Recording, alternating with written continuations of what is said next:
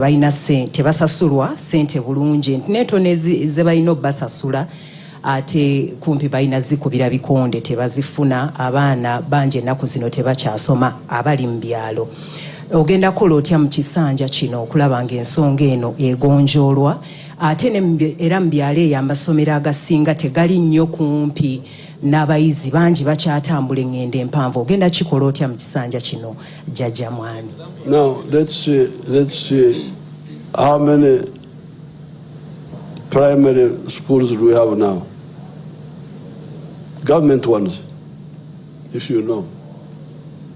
Your Excellency, we have 12,549 primary schools run by government. 12,000. 12,000, yes, sir. Olumuzukuru amanyago muzukuru abadani? Erios Namugambe. Na? Namugambe. Namugambe. Yes. Now, Namugambe, plani yetu watandika nayo yali okufuna essomero lya gavumenti, kufuna essomero lya gavumenti lya primary bulumuluka. Owulidde Namugambe? Va ku byabyalo hanga alime okudivertinga owuliriza ebyajjajja mwami. Kati you check the parishes. When we started, I remember the parishes were like 5,000. When we started the UPE, the parishes which had a primary school were 6,880. We now have 12,000 primary schools. So we have like doubled the number of... But how many were the parishes? I will check that. Yes. For me, I think the parishes were about 5,000. So, I think by now, all the old parishes may have already got a primary school. We now have primary schools in 6,200 parishes. But these are new ones. Yeah, including the new one. All the old ones have now. Yes. All of them have. Yes. We have now exceeded all the old ones. So, the problem is again of Tafwa Yonyokuris, because come to the microphone, Namugam. So twatandikana nkakasa nemiruka yalinga nkumitano, I think, but we can check. And the plan was make sure there is a government primary school per parish. Abana basobole okutambula nebigere bagende basome bakomewo. I think now, but the local government keep increasing the parishes. But if you increase, for instance, like in our parish of Mama and myself, the one of Chikoni, we used to have one primary school somewhere there. Now there are like 4. But even if we maintained the old one, the one we had in that parish, children could have walked or cycled to the school and go back and study. But, so I will check the number and answer you properly in some of the, I think the density, because what we're talking about is the density. The density of the schools is not enough. Kati, abana abasomesa okubasasula, we are paying them better than the private schools. Do you know that?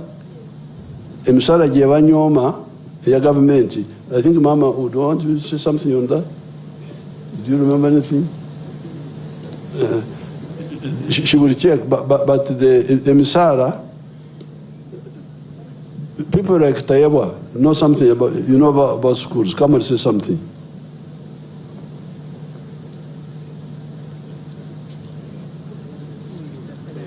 How is the pay which these people, these teachers are looking down upon in the government schools compared to what they are paid in private? The arts teachers now, the ones who are striking. Mzee, most of the teachers in the art schools are not even paid in the private schools. Because when we go to the village, and you engage with them, especially the ones in the rural schools. They are not even paid. But now the has not been even the amount they are earning. They are only saying you have given so and so, the science much more. So we also want to take what you've given the other party. So but Mzee, most like up country, around 200,000. In the private schools? Yes, in the primary schools, for private. Up country. How much are they paid? Around 200,000. Nabanja, you know something? In the private schools, Mzee, not government. So Namugambe, guno omusala gwaffe gwe banyooma gusingira ddala kye basasola mu private schools. And regarding the difference between the scientists and the arts, it is because we want your economy to develop. In order for the economy to develop, these roads need engineers to look after them, the engineers. The power stations need electrical engineers. The hospitals need doctors. The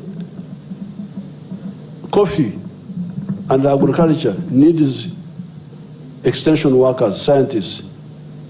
So that's why we said, yes, I am a person of arts, literature, I am a man of literature. I can quote for you Shakespeare, what Shakespeare said and all that. But when there is a problem on the road, I can't help you.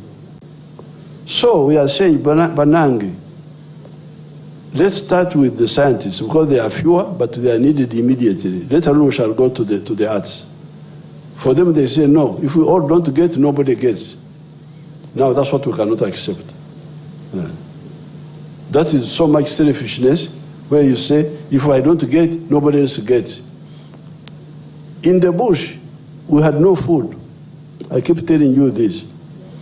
But if there was little food, we would give it to the soldier who is on duty that day. You eat more so that you don't kusumagira, and they come and kill us. Yes, I am a commander, I am senior to you, but you get more food because we need you now. Nabanja, banyonyere kucha sasola y'abasomesa aba arts mu government schools and the private ones.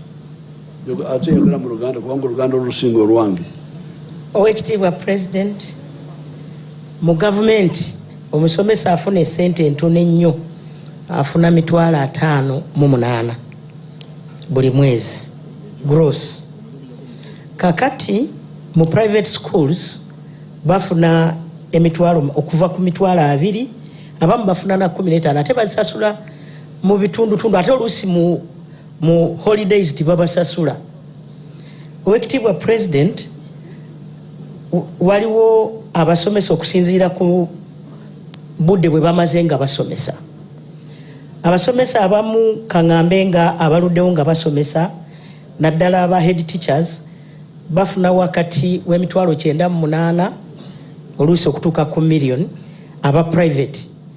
Mukama wange President, watulagira okufeezinga abasomesa bano okuva 2019. Baludde nga tubongezaako, si kituufu nti tetwongezangako. Ate noddamu n'olagira juuzi emabegako mu 2024 nti abantu bonna abali mu arts tubongeze omusaala okutandikira ku ba security abo twabakozeeko omwaka guno, ate omwaka oguddako 2026-2027 watugamba tubongeze ebitundu 25, then mu myaka 3 tube nga tuli mu bitundu 77. Oweekitiibwa President, aba arts bwe batyo bwe bali, ate nga tujja kubongeza kubanga kyolagira tewali akiddamu.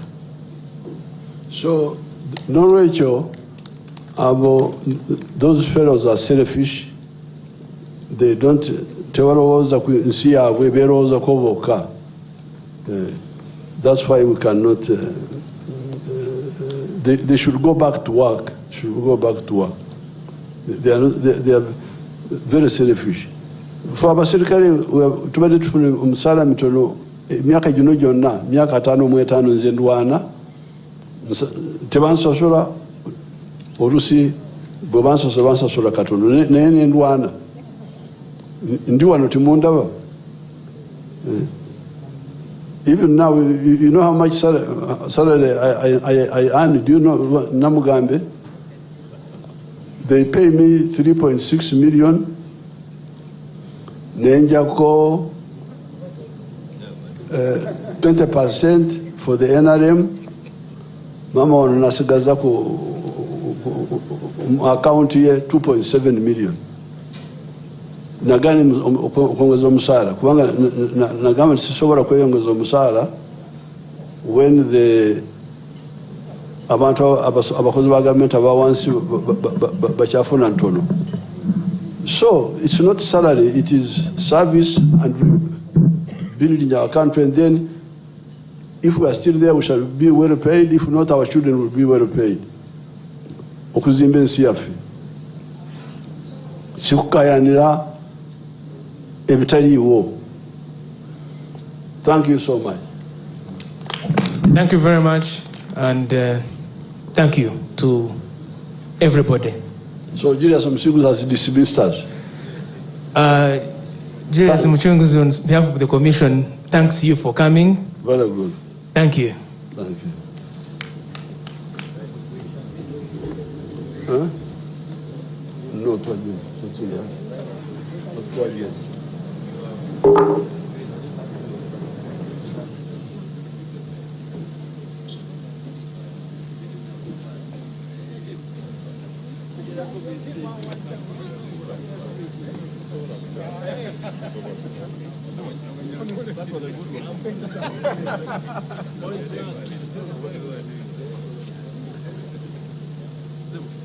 Good, how are you? Good to see you.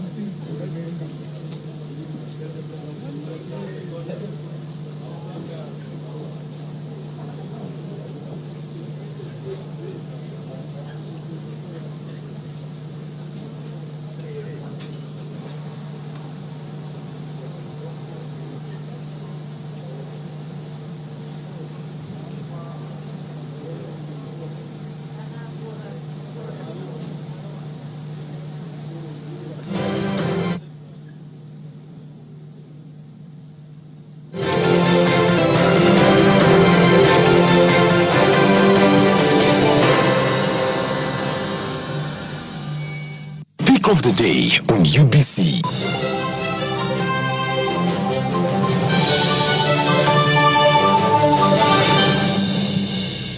Was brought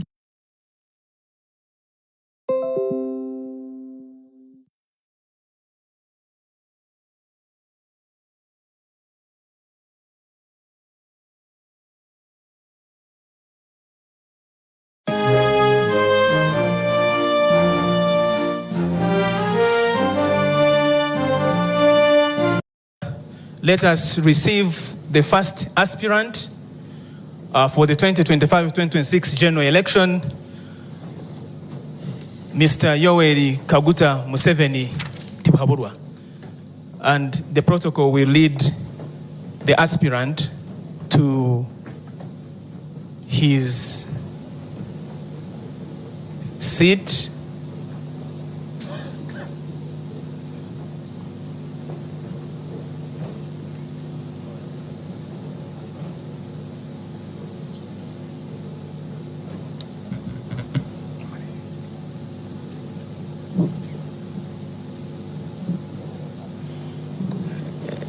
We may take our seats, please.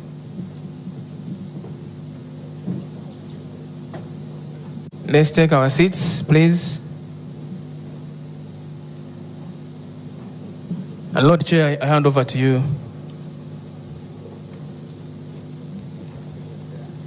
To proceed.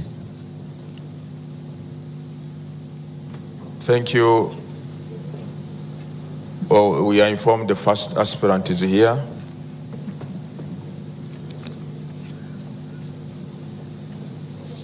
Can we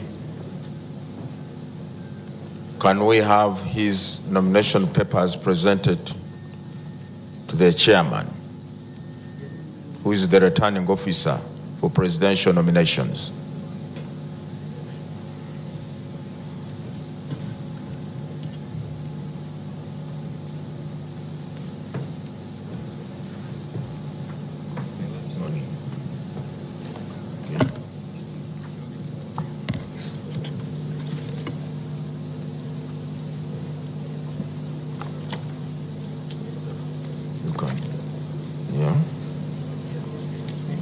Can pass them over.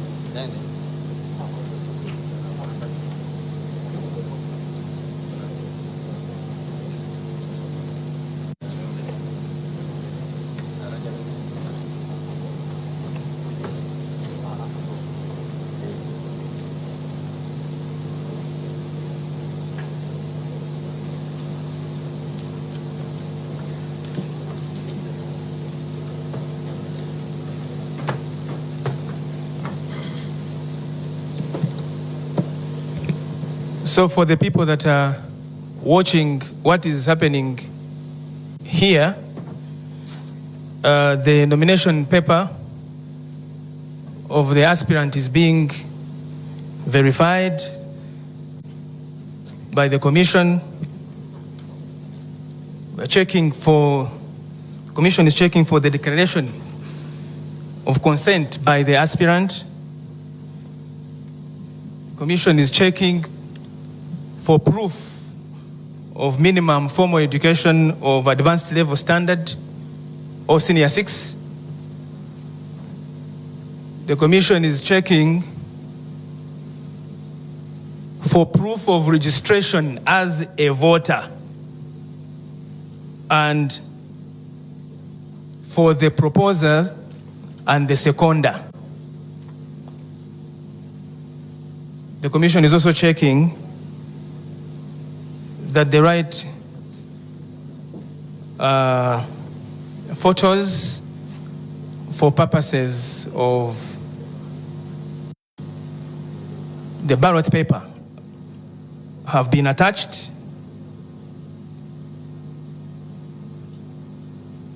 The commission will also be checking and is checking for compliance with Section 10 of the Presidential Elections Act, Section 10(1), Section 10, subsection Clause 3 of the Presidential Elections Act, which speaks to the proof that the aspirant submitted the required number of supporters, at least 100 from 2/3 of the districts in Uganda. The minimum of those being coming to 98 districts, and the minimum number of those supporters being 9,800. And the commission also check to confirm that the aspirant has paid the non-refundable fee of 20 million Uganda shillings. And checking as well to see that in the checklist there has been an appointment of the official agent. So that is what is happening for the interest of those seated here, our guests, and those that are following this exercise from wherever you are in the country and beyond.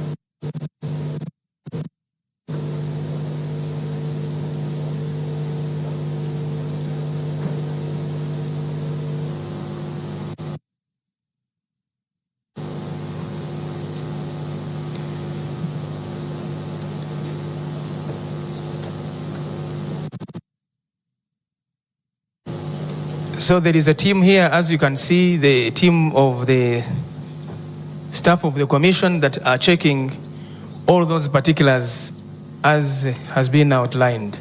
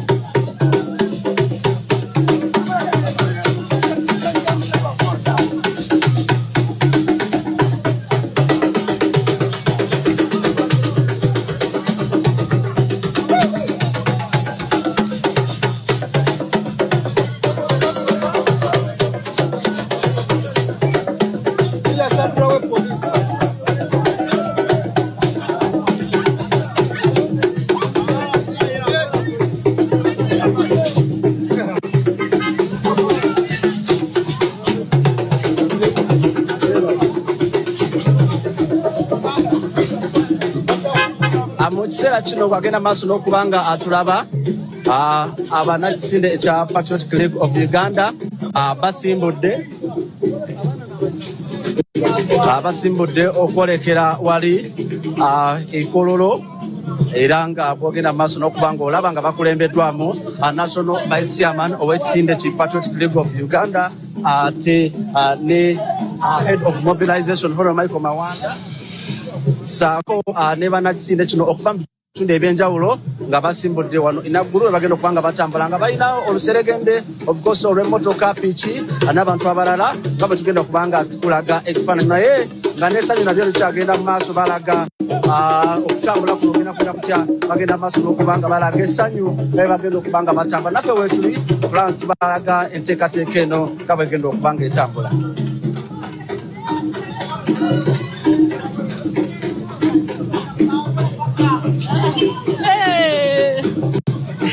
njagala nga tuli buterevu ku Soul TV soko kyotubulire owulira otya onomalako okutambula. Amanya bampita Mole Mukidi tuli wano leero ku nomination day ya president waffe Jajja Omubwati nga team PLU tusazeewo okutambula mpaka tusaawe twagala love kulaga abantu love muzeyi tumwagala 10 ku 10 ate tugenda kumuwa obululu mwena mujeko ololo tubakunga emwe woli tukwagala president waffe mujja contain all we are here the electoral to laws. our president. Everyone, east, west, north, south, show up for our president. MK. tweyanze kwagenda maaso n'okubanga tulaba oba otunulira ekiri wano emabega wange akadodi kagenda mu maaso n'okubanga akavuga nga bannakisinde kino ekya Patriotic League of Uganda nga beteekateeka okubanga basimbula nga bwe twakulaze wali naye nga kyendabyeko ekirala ye tight security eriwo okulaba nti bagenda kuba bayambako n'okukuuma of course abantu bannayuganda bagenda okubanga batambula mu bitundu ebyenjawulo nga bwagenda mu maaso n'okubanga olaba twagala tugenda kubanga tukuweereza ku kitebe kya iti ate tukuwa ekiri wano kukereyo ne procession oba olugendo lwabwe nga bwegenda okubanga kyekifaananyi kyetugenda mu maaso n'okubanga tukusigira wagenda mu maaso n'okubanga atulaba.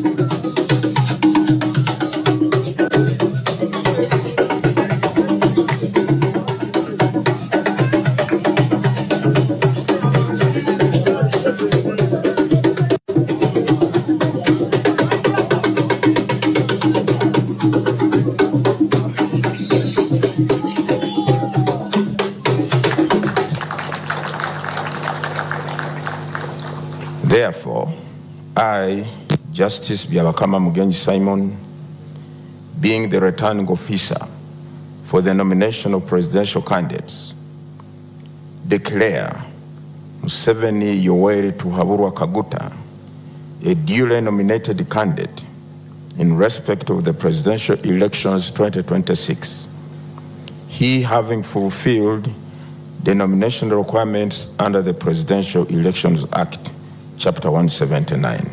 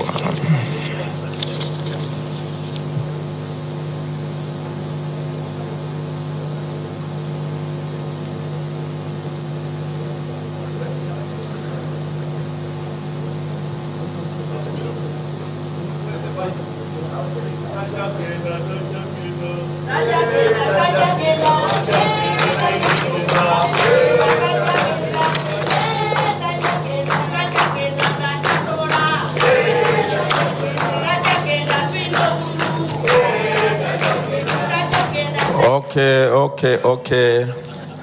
You can withhold those celebrations until later. Now we require the candidate or his appointed agent to come and sign this declaration.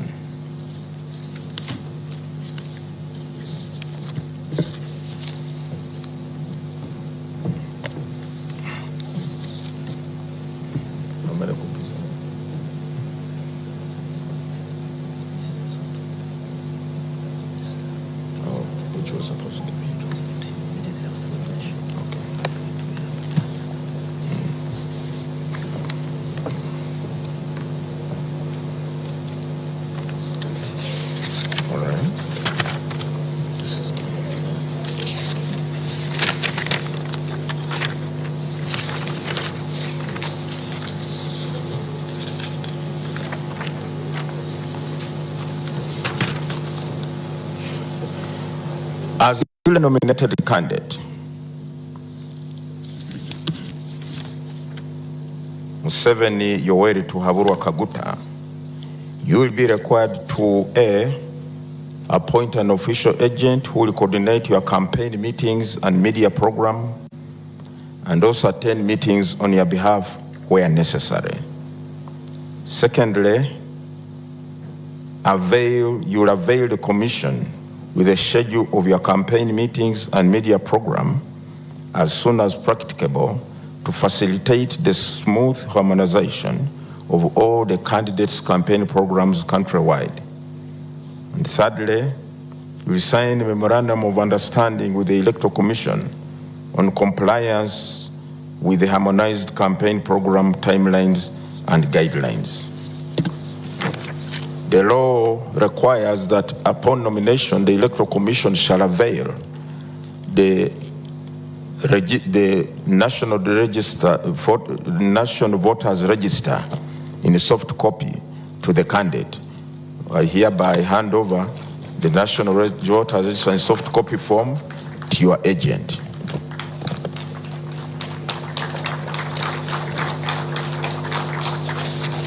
After the business here, there are other two functions. One, we shall hand over to you your security vehicle. Secondly, you also address the press or the media in a designated area where you'll be ready to, if you want. I think that is all for now. Thank you. Can we now go and hand over the security vehicle to the candidate? Congratulations upon your nomination.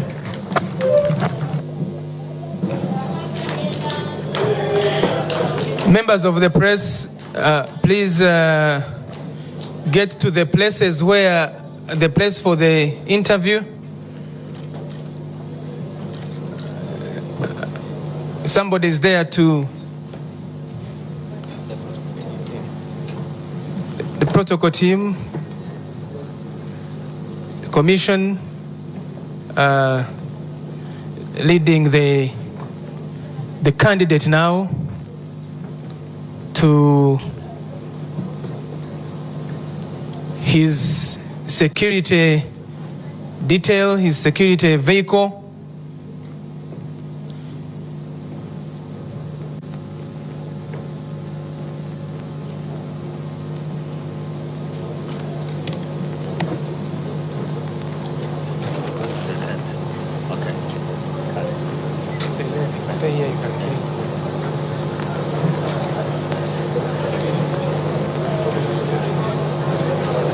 So now, tugenda kuli mu tent.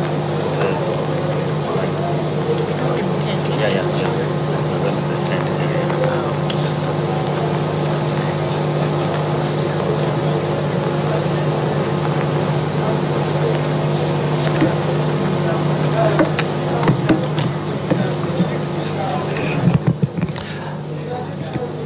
Our dear guests who are with us this morning, we've just witnessed the declaration of the first nominated candidate, who is sponsored by the National Resistance Movement Party. The nomination exercise continues. We're waiting to receive the second aspirant, who will be taken through a similar procedure. So we want to thank you for coming in and for giving us this time.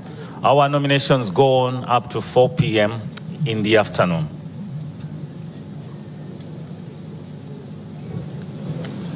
As we await to receive the commission back,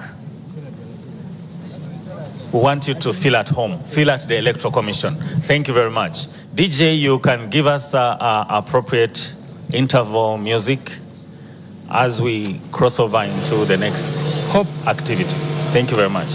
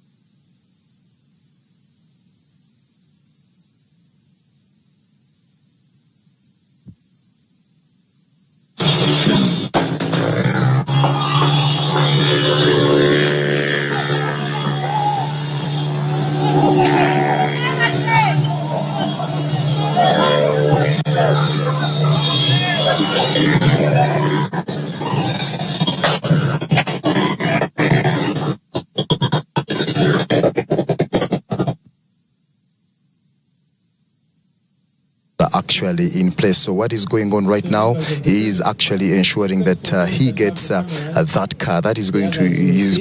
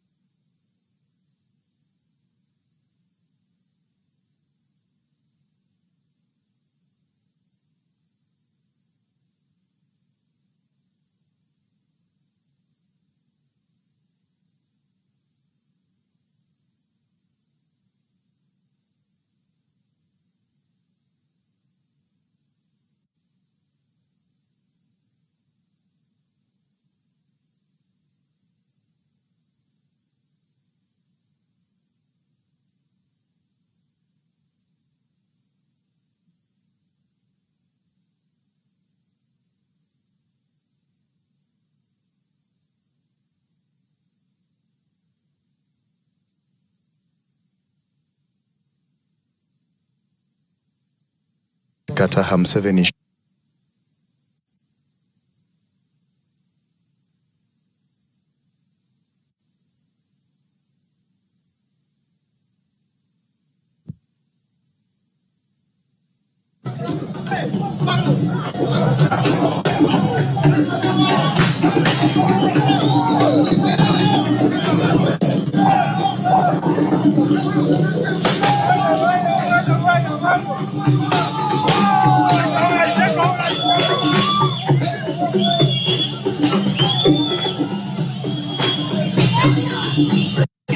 agera maaso n'okubanga tulaba ku Soul TV njagala kutegeeza nti ekifaananyi kyogenda maaso n'okubanga olaba ate ekyo kitukuweereza nga tusinziira wano ku kkubo eriva enagulu ku Secret era nga tukikuweereza butereevu nnyo tulaba nti ekifaananyi kino osobola okubanga obaako kyogenda maaso n'okubanga osubwa ogenda maaso n'okubanga atola mu kiseera kino.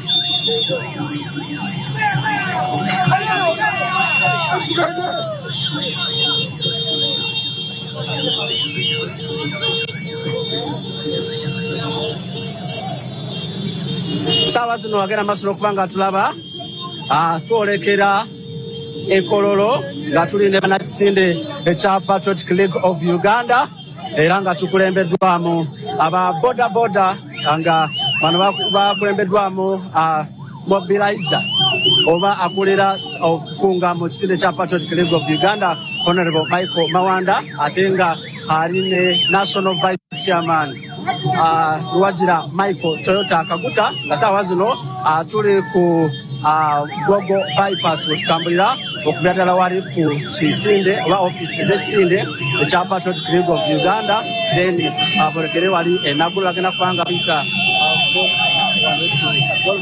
basale baite wali katikati bambuke Ekololo nga yenteekateeka yaabwe era nga kyekifaananyi tugenda maaso n'okubanga tukuweereza.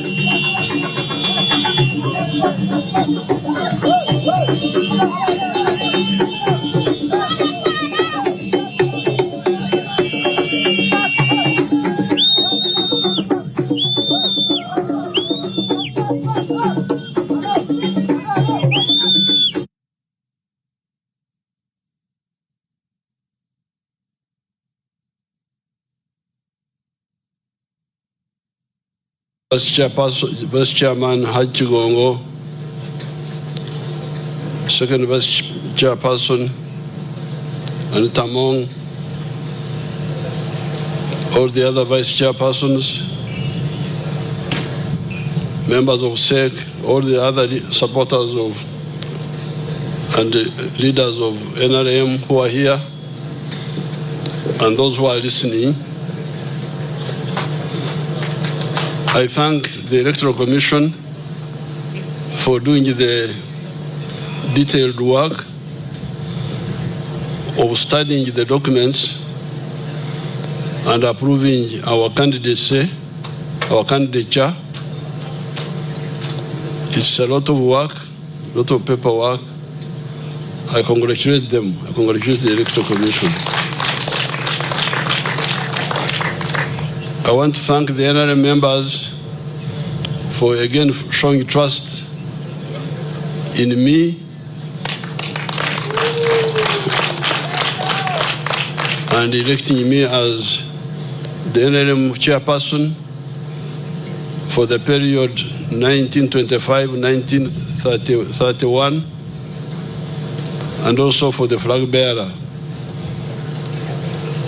for the period 1926-1931.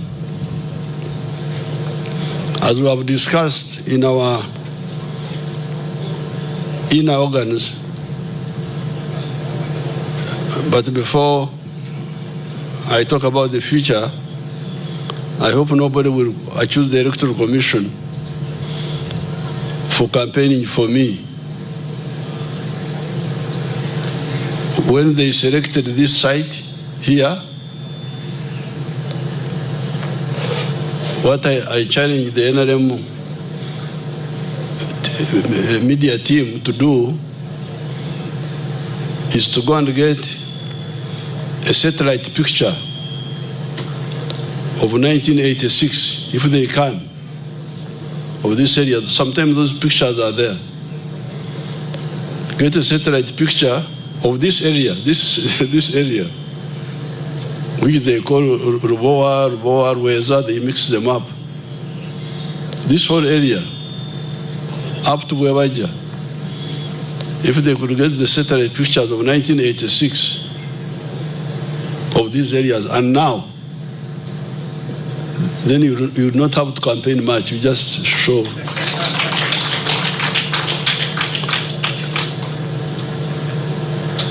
You Gen Z people, these are Gen Z, Gen Z, Gen Z. The Gen Z is my comrades, my supporters. You should see that picture of 1986 here. This was a coffee shamba here. That's why they call it Ruboa Estate. It was a coffee shamba owned by a British company called Mitchell Courts. Now when you come here, it's amazing. If you, all the way you can see.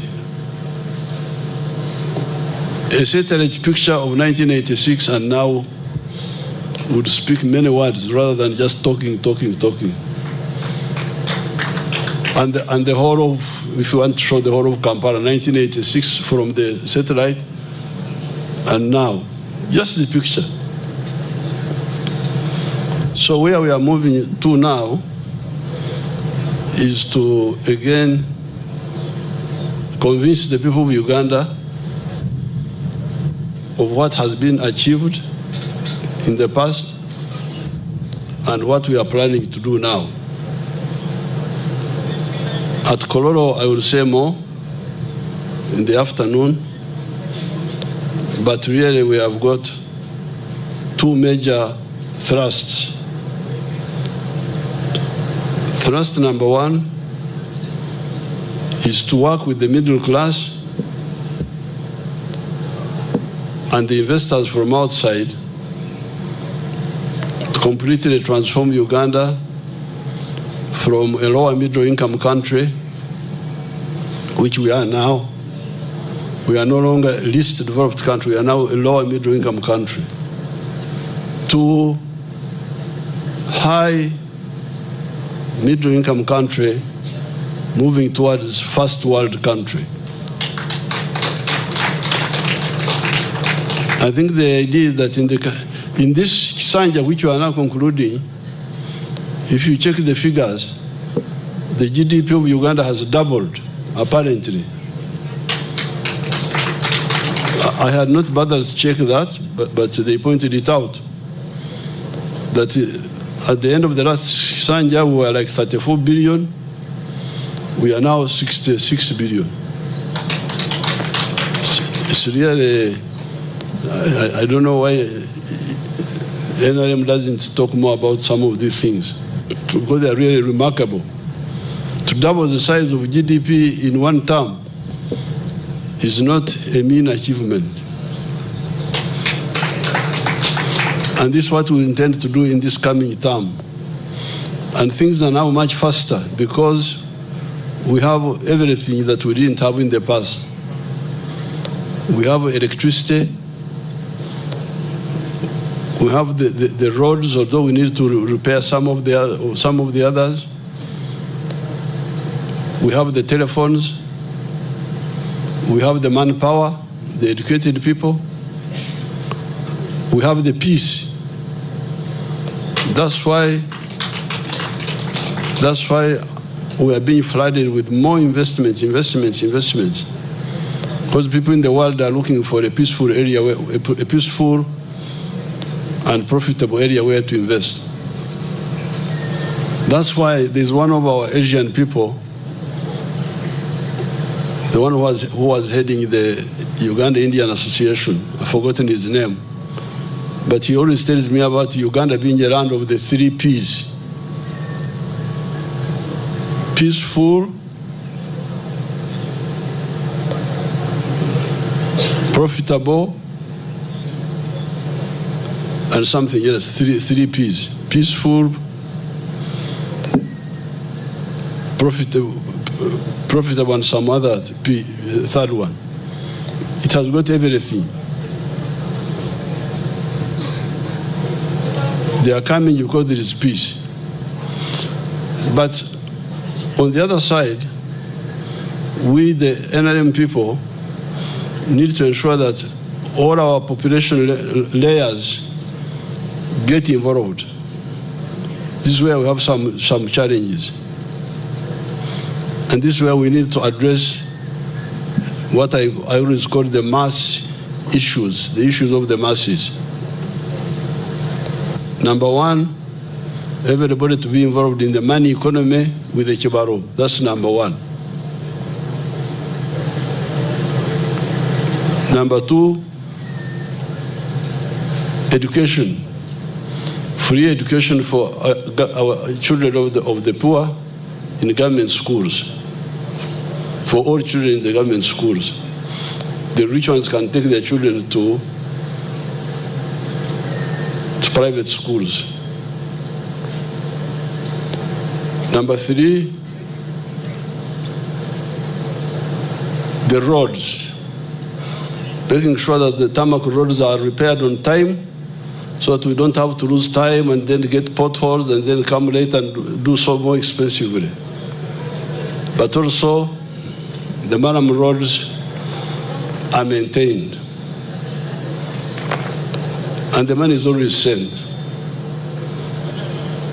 The next one, health, the health. The immunization is doing very well, but the curative side sometimes has problems. Ensure that the drugs are there, are not stolen. The issue of water, safe water for all the villages, that must be concluded. Then crime. There is peace in the country. There's no war. The army cannot allow that. But there's a bit of crime and impunity.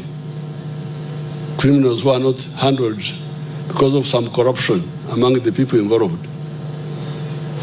The NRM structures need to come out and help expose crime and hold accountable all the criminals. And then getting rid of corruption. These ones will help all our people to enjoy the transformation going on in Uganda. It's not good for the middle class to do well, as you can see, because all these people who have built these houses here, you can see from far beyond Webaja,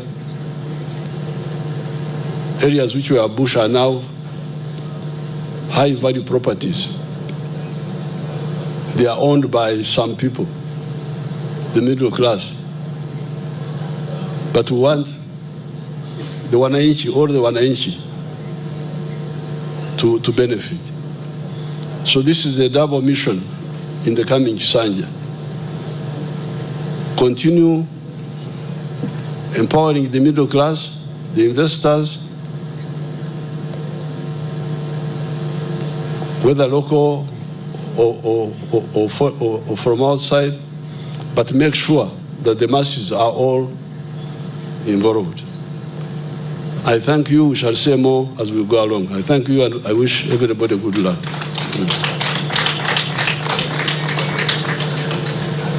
At your discretion, you may wish to take some questions, if you may. Yes, you come here. 5 questions. Thank you. So you say your media house? Or to be fair, 6, 3 for boys, 3 for girls. Thank you. Mr. Kaya, straight to the point. You say your name, your media house, and straight to the point with one question. Thank you so much, Your Excellency. Tera Kaya is my name. Kulwaba pizza antipoka nchibuze mu Luganda.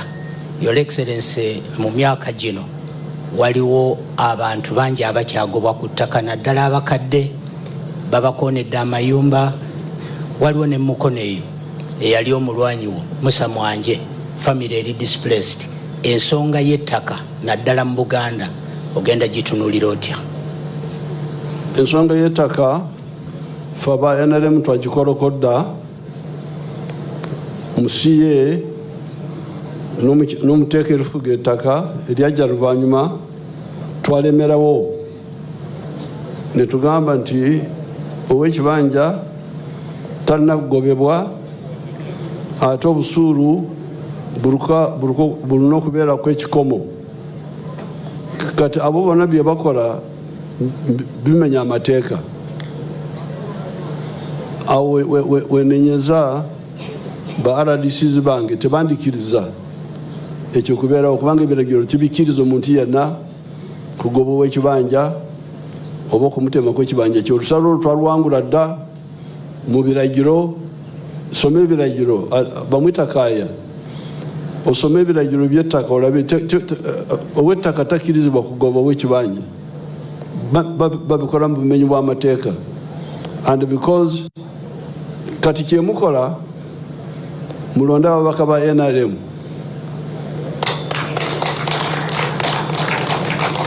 kubanga abo abasirikira ebyambiyoni ebyo buwekenenya ogenda kusanga bano bemwaleeta abalala abali ku byabwe.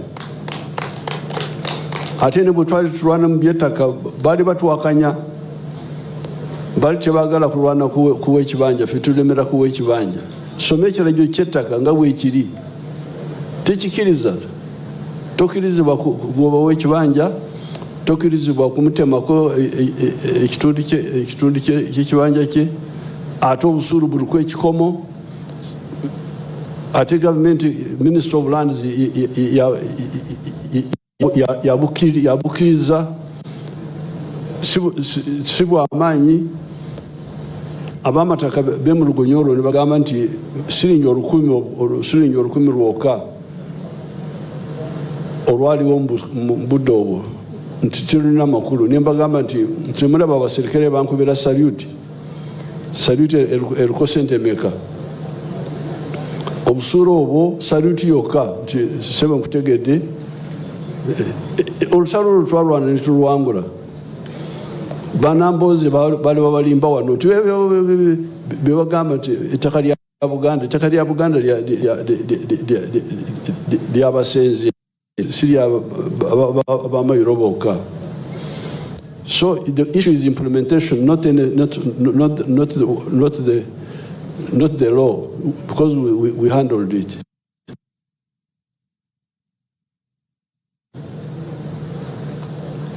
Shamim. Thank you, Mr. President. I am Shamim Nabakoza. I work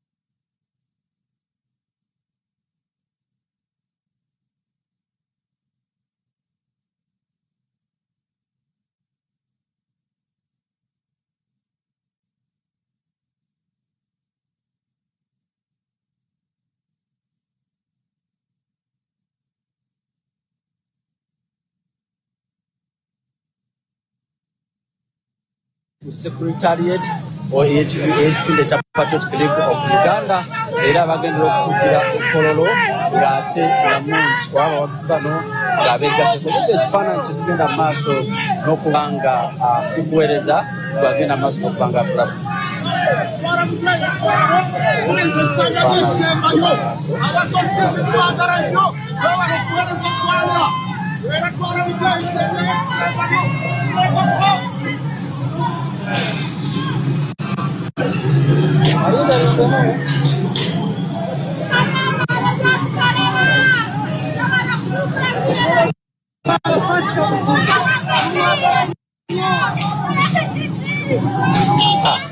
Baba somukola kati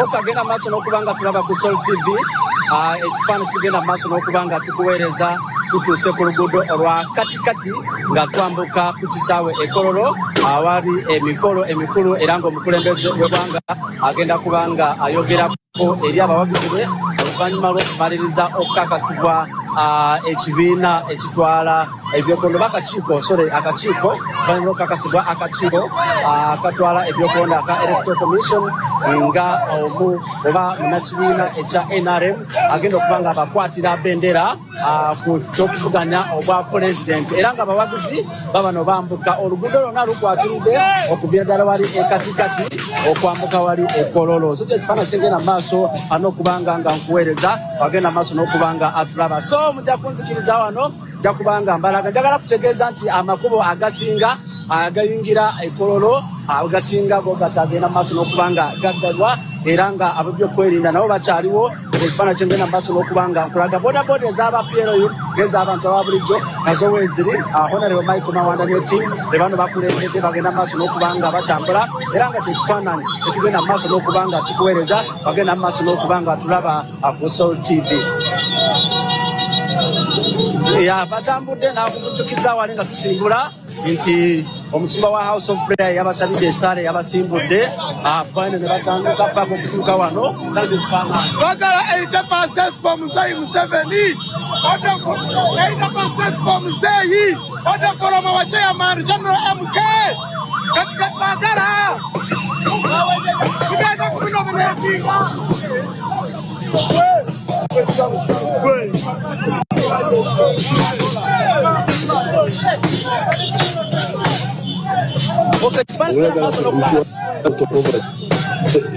ekifaananyi tugenda maaso n'okubanga tukuweereza tutuuse wano of course Kololo ekiriwo nti amakubo agamu agakyali makale naye ngenda kulwanako okulaba nti mbanyonyola n'okubalaga ekifaananyi kiki ekiriwo wagenda maaso n'okubanga tulaba ebyokwerinda ebiri wano byo binywevu nnyo era njagala kutegeeza nti gwe kyoba olina okukola olina okuba nga weekuumira ku Soul TV ekiri wano nti buli muntu yenna solonga z'olimuna kino kino bakukkiriza okuba nga oyingira ekifaananyi kino akitugenda maaso n'okuba nga atukusiibira wagenda maaso n'okuba nga tulaba Soul TV nga bwe nakutegeezeza nti amakubo agamu magale obukosi wano wetutuuse ate ebyokwerinda byo byongeddwamu okunywezebwa ekitegeeza nti bajja okutukkiriza abo banayingira mu ddembe si kuyingira ate nga mukola effujjo so kyekyo ekifaananyi kyengenda maaso n'okuba nga nkusiigira naye ng'afoonawo njagala kutegeeza nti bannakisinde kino bamaze okuba nga basala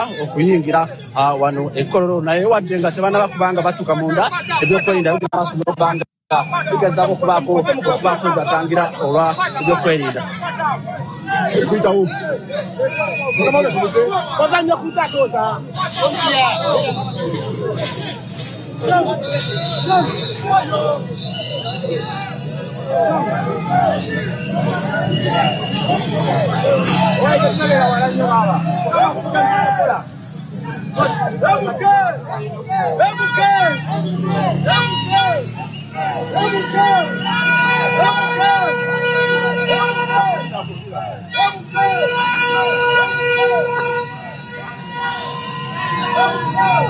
atulaba ku Soul TV ekyo ekifaananyi tugenda kulwana mpolampola okulaba nga tukikuweereza naye ekiri wano okwesindika bwesindisi kasindikagana kenyini okulaba nti tuyingira wano era bw'oba toweenywezezza njagala kutegeeza number 2 manufacturing and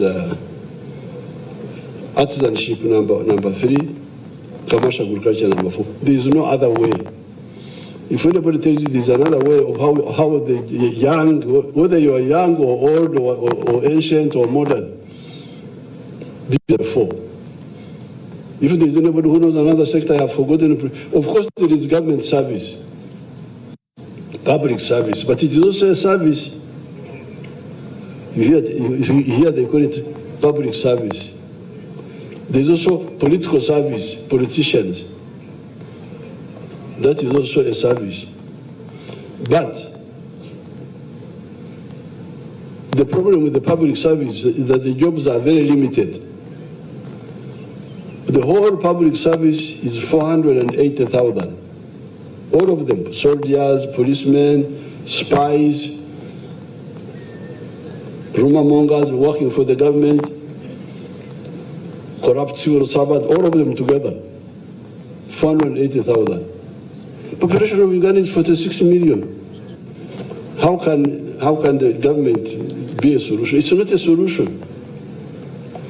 That's why we've been telling you that even where we are now, manufacturing is employing 1.2 million people.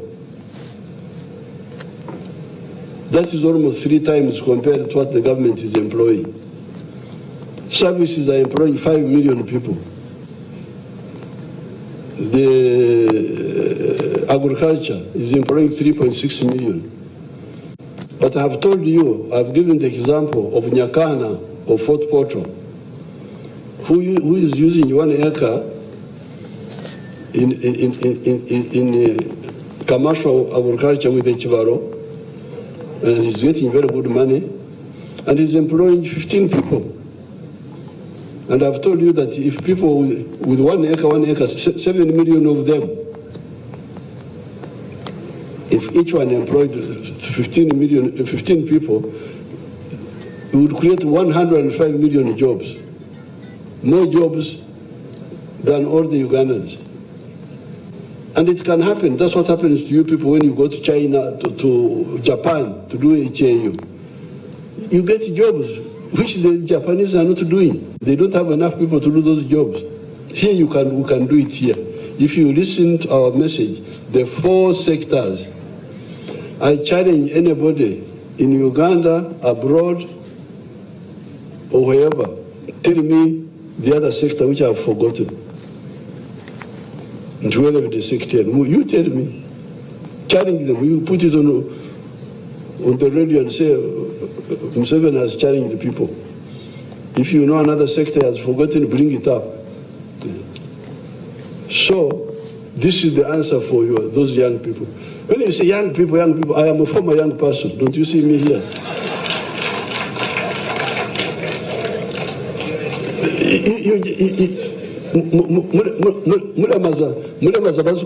Young people. We have seen young people since time immemorial. I am a former young person. So I know how to be young, I know how to be middle age, I now know also how to be old. I know everything. So, please, when you find our children going to Dubai, what are you going to do in Dubai?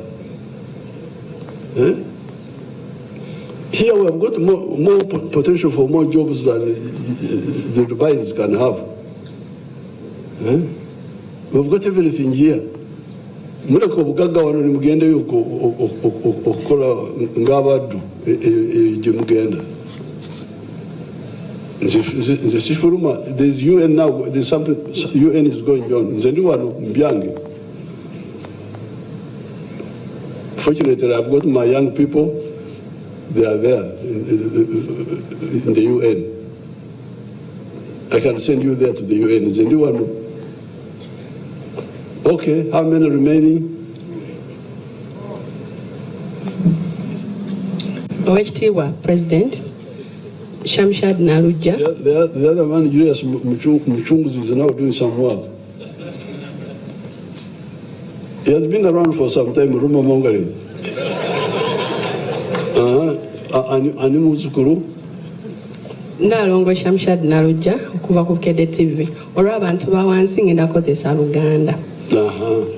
Kati ekibuuzo kyange kiri abasawo ku muwendo gw'abasawo gwe tulina mutono ddala naddala basawo abalabirira abaana abazaalibwa nga tebannatuuka ekiviirako ba mothers abamu okufiirwa abaana baabwe oba oluusi n'obulamu bwabwe n'ebiwa byennyininyini incubators eziteekebwamu abaana bano nga baakazaalibwa tulina ntono naddala mu government facilities mu kino ekisanja ekitandika Mr. President, ogenda kukola atya ensonga eno okulaba ng'ogitereeza bulungi?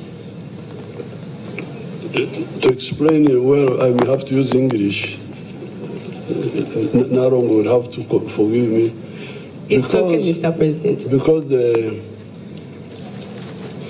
NRM health plan is integrated. Because we came from the rural areas when we were fighting. That's why we started with prevention. But some people don't concentrate on it.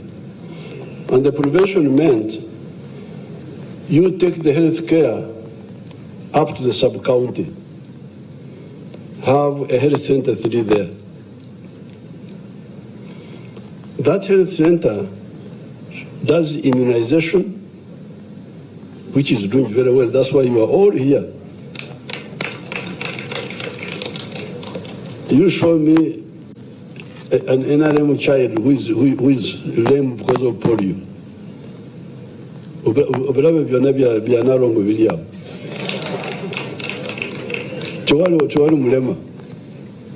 Because of the immunization. And this is just one element of prevention, just immunization. But the problem is that you don't listen to the message of the NRM. Suppose you added nutrition, just educating the people what to eat. And you added hygiene, and you added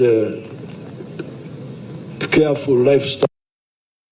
You don't go for alcohol, you don't go for umaraya. And we dealt with malaria, sleeping under the bed nets. How many diseases would remain? Because most of the diseases are covered. Now, the obstetrics you are talking about, if you go to the health center 3, if you do antenatal, they call it antenatal, they would have seen your baby inside the womb, how the baby is.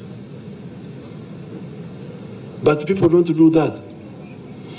So when we started, the health center facility was supposed to be 1 per sub-county.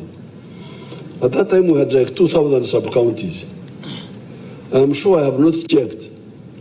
But if you check, you may find that all the old sub-counties already now have health center 3, the old ones. The ones they say don't have are the new ones. I will check it.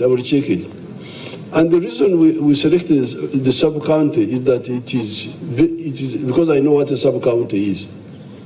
I know the ones of Ankole, I know the ones in Ruero here, like Semuto, Gobakuzarawa, Nalongo.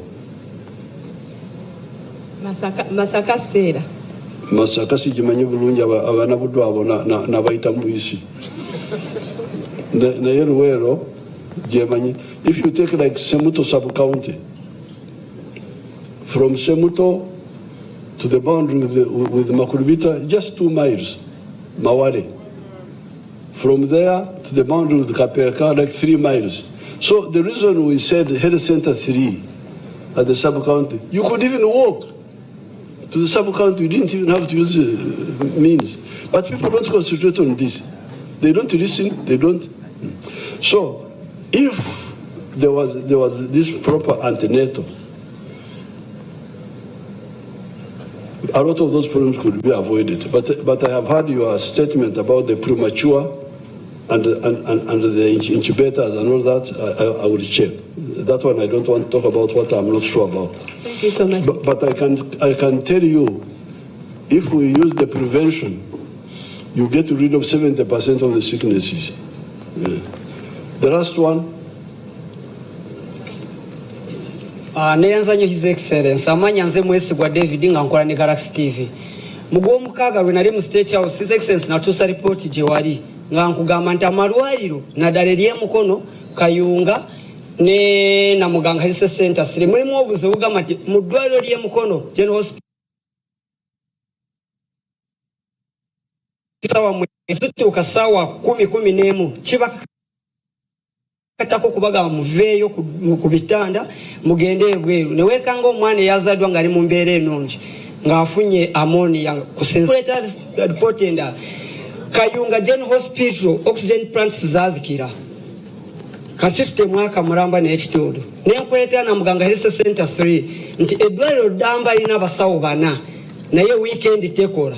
His Excellency n'osuubiza nti ogenda kukikwatako naye since then ne kaakati tetulabangako kigenda mu maaso. Abakazi bakyeyongera kuzaalira wansi ekyo kimu. Ekyokubiri weeyongeddeko n'omuze nti omwana omukazi eyandibadde n'amaanyi amanyago ani amanya nze mwesigwa David nga nkola ne Galaxy TV. Simanyi oba mwesigwa onampayiriza simanyi kubanga siteera kwerabira, but I don't remember very well. But fortunately now totumye wetuukidde mwesigwa kati nabanja lyawo nabanja yingira mu nsonga ya mwesigwa munango ntwase mwesigwa kubanga oba mpayiriza kubanga sibijjukira bulungi.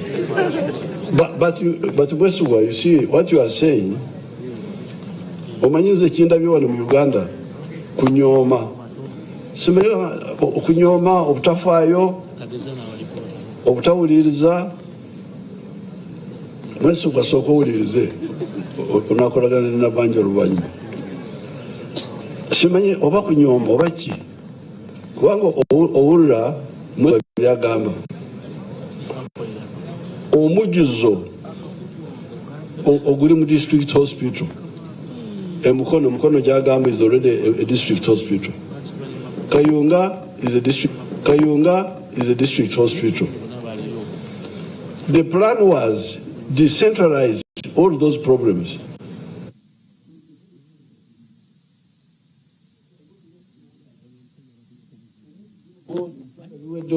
okusula ku lubaraza, okusala in the veranda. It's because the plan was never listened to.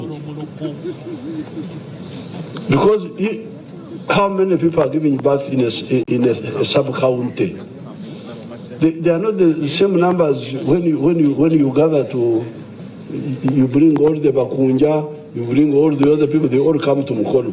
The number is bigger. So there's some issue of discipline. Mulago here, Mulago is supposed to be a referral hospital. But people turned it into a primary health care hospital. Omsuja, which you do agenda Mulago. Even when we built Kawempe,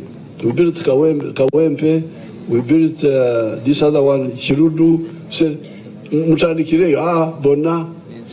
So the issue of discipline, discipline. I think also the leaders don't insist. Because if there was, you count how many health centers I will check when I come in the afternoon on the rally. I will talk about it. How many health centers we have now? Do you know? We have 1,553 health centers, 1,500. And how many were the old sub-counties? They were less than 1,000. No, they were like 1,200. And then we have 230 health center 4s. Because where we put a health center 3, where we have health center 4, we don't put health center 3. So if you add 1,500 health center 3s, then 2,030 health center 4s, that gives you 1,700 sub-counties, each with a health unit. Yes. So I can conclude here, Mwesugwa, and all of you,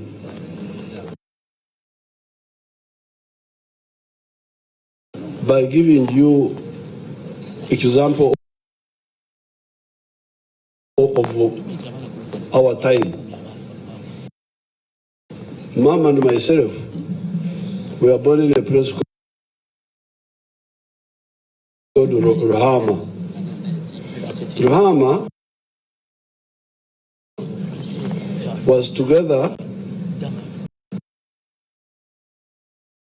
with Rwampara. They were one. It was all called Rwampara. Now that time, what they were calling a dispensary, what you can call health center 3, was only one in Chinoni. Now Chinoni is 25 miles from the media team to do is to go and get a satellite picture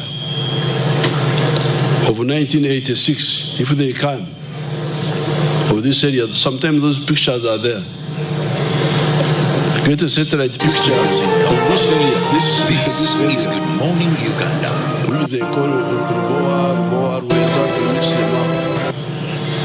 this whole area, up to Wewaja. If they could get the satellite picture, and now, then you would not have to campaign much. You just show.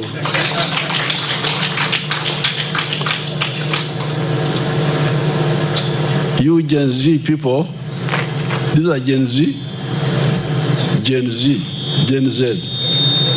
The Gen Z is my comrades, my supporters. You should see that picture of 1986 here. This was a coffee shamba here. That's why they call it Boa Estate. It was a coffee shamba owned by a British company called Mitchell Courts.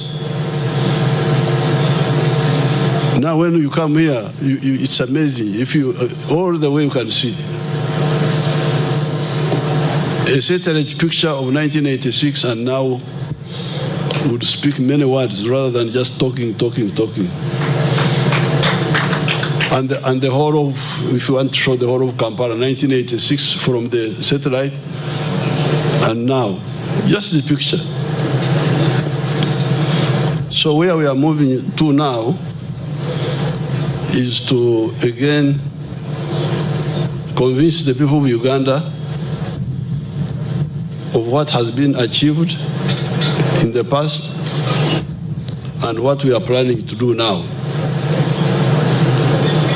At Kololo, I will say more in the afternoon, but really we have got two major thrusts.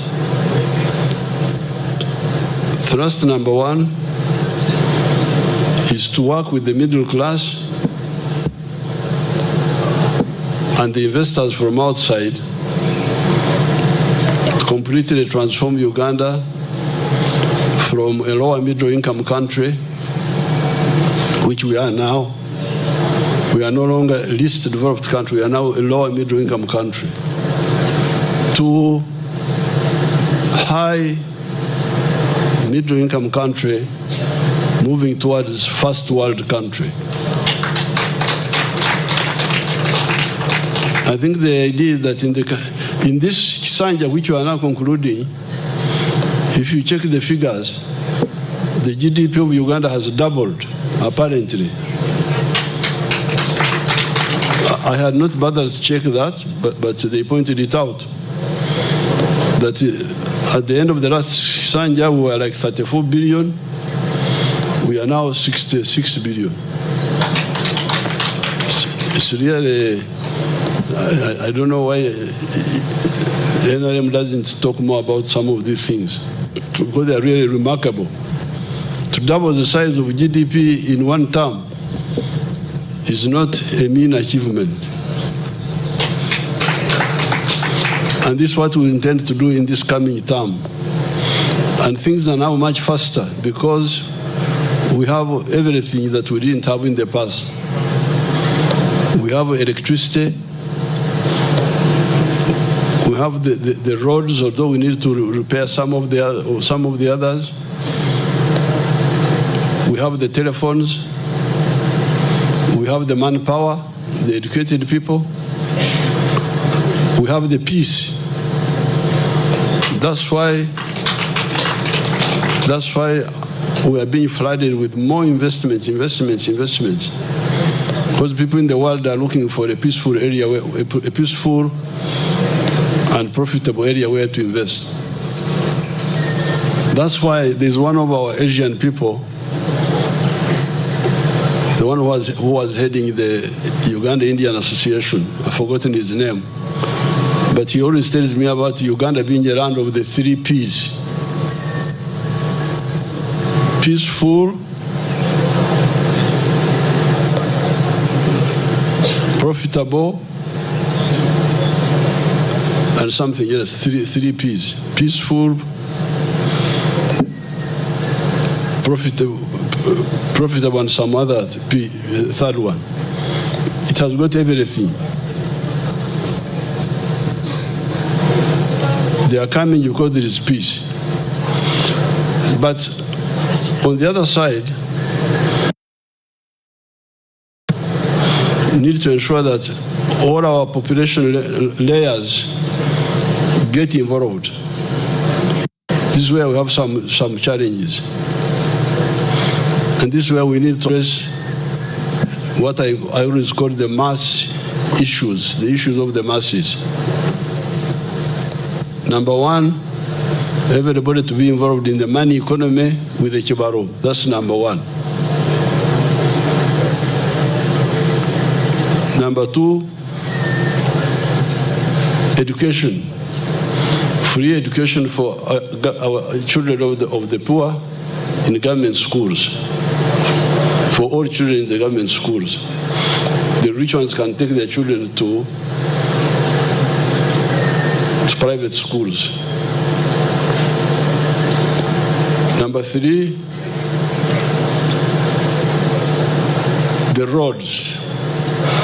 Making sure that the tarmac roads are repaired on time so that we don't have to lose time and then get potholes and then come late and do so more expensively. but also the Maram roads are maintained. And the money is already sent. The next one, the health. The immunization is doing very well, but the curative side sometimes has problems. Ensure that the drugs are there, are not stolen. The issue of water, safe water for all the villages, that must be concluded. Then crime. There is peace in the country. There's no war. The army cannot allow that. But there's a bit of crime and impunity. Criminals who are not handled because of some corruption among the people involved. The NRM structures need to come out and help expose crime and hold accountable all the criminals. And then getting rid of corruption. These ones will help all our people to enjoy the transformation going on in Uganda. It's not good for the middle class to do well, as you can see, because all these people who have built these houses here, you can see from far beyond Webaja, areas which were bush are now high-value properties. They are owned by some people, the middle class. But we want the wananchi, all the wananchi, to benefit. So this is a double mission in the coming Sanja. Continue empowering the middle class, the investors, whether local or from outside, but make sure that the masses are all involved. I thank you. We shall say more as we go along. I thank you, and I wish everybody good luck.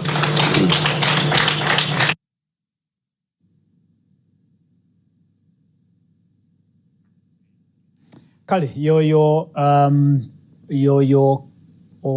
a duly nominated candidate, presidential candidate for the ruling National Resistance Movement, Yoweri Museveni Tibuhaburwa, nga ayogera eri eggwanga nga yakamaliza okakasibwanga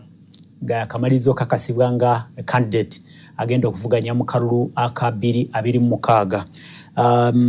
Nga bw'ayogedde His Excellency the President atenga candidate agenda okwogera eri eggwanga eri ku mukolo oguteeketeekeddwa ku kisaawe e Kololo gy'agenze mu kiseera kino nga y'okubeera post nomination rally eya ekibiina kya NRM kwe bateeseteese okwogera oboolyawo ebigenda okukola manifesto yaabwe nga beeteekerateekera campaigns ezigenda okubeera intense ezibatwalira ddala mu kalulu aka 2026.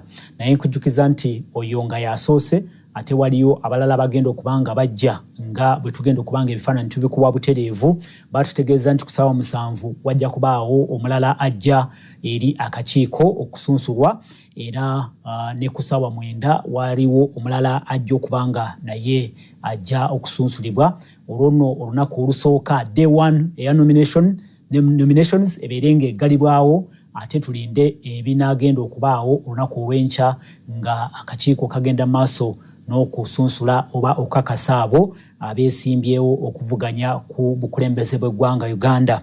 Okuddiramuko katonotono oba okubaako byentereeterezaamuko awo mu speech ya president, post nomination speech. President Museveni ayogedde ku P's 3 nga P's 3 zino abadde ayogera ku oba akootinga emboozi ye gye yayogeramu ne musigansimbi omu yali alabye eggwanga Uganda nga omuli omukisa omuli opportunity ya investment n'ayogera ku piece 3 piece 3 ezo mwe muli yamutegeeza nti Uganda is peaceful ye P esooka P eyokubiri pleasant ate P eyokusatu ye profitable nti mu Uganda mulimu environment esobola okubanga ekisooka eri peaceful mulimu emirembe mulimu eri pleasant eyeyagaza ate environment eri profitable nti musiga nsimbi osobola okubanga ofuna amagoba bw'obanga osize mu ggwanga lino Uganda. So njagala okitereeza president ow'ekitiibwa EP eyokusatu abadde nga tagijeyo bulungi naye kyebadde ategeeza. Then ekyokubiri ow'ekitiibwa His Excellency yayogedde ku myaka ng'ayogera ku kisanja kino ekya 2026 ne 2031 nawo mbadde ntereeza mukaawo kyabadde ategeeza nti ekisanja kino kijja kuba kya 2026 paka 2031 kyabadde ategeeza. Ensobe eyo oyinza okuba ogirabye nga tugenda maaso n'okuwuliriza speech post nomination speech ya president. So byebyo ebitonotono mbadde nkutegeeza nti waliwo olukuŋŋaana laale egenda okubeera ekololo bwe kinaabeera ekiseera nga kituuse tujja kuba tukuwa ebifaananyi okuva erudda eyo nabo tukulage buti abo beeteeseteese n'enteekateeka yonna bw'eneebeera n'ebigambo bya president bw'anaaba nga atuuse eri by'anaaba nga ayogedde eri bannakibiina n'abo be bayise okubeerawo ku mukolo ogwo. Twagambye nti omukolo ogwo guteeketeekeddwa aba NRM awamu n'ekisinde ekya Patriotic League of Uganda. Ebifaananyi bye tulabaawo waliwo atuuka ndowooza aspirant omukwabo be tubadde tulinze abagenda okubeera nominated ku 7 alabika okubanga waliwo atuuka ebifaananyi byolaba okuva wali Lweza ku Entebbe Road mu kibuga Kampala.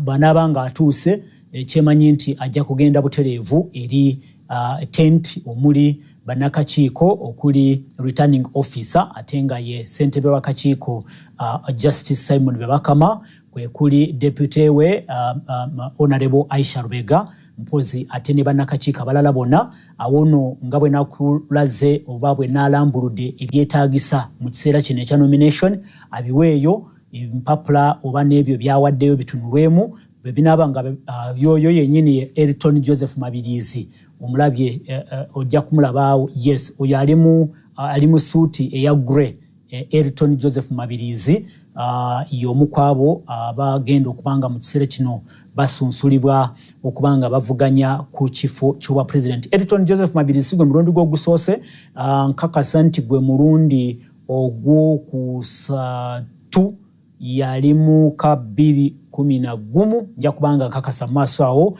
naka 2016 naye tujja kubanga ensonga yange ezo nazo tuzongera okuzikutuusaako. Si gwe mulundi gw'ogusoose tujja kuba era tukuwa na butya bwe yakola gye bujja mu maaso tujja kubanga tukuwa butya bwe yakola then ne kuno ne mulundi guno oba oliawo tujja kuba tukuwa analysis kiki kye tusuubira bwe banaabeera nga bonna bamaze okubanga bali nominated tujja kukola analysis eyo tukubuulire tusuubira ki bwe banaakola mu kalulu kano akagenda okubanga akakubibwa mu mwezi ogwa February omwaka ogujja January to February omwaka ogujja ogwa 2026.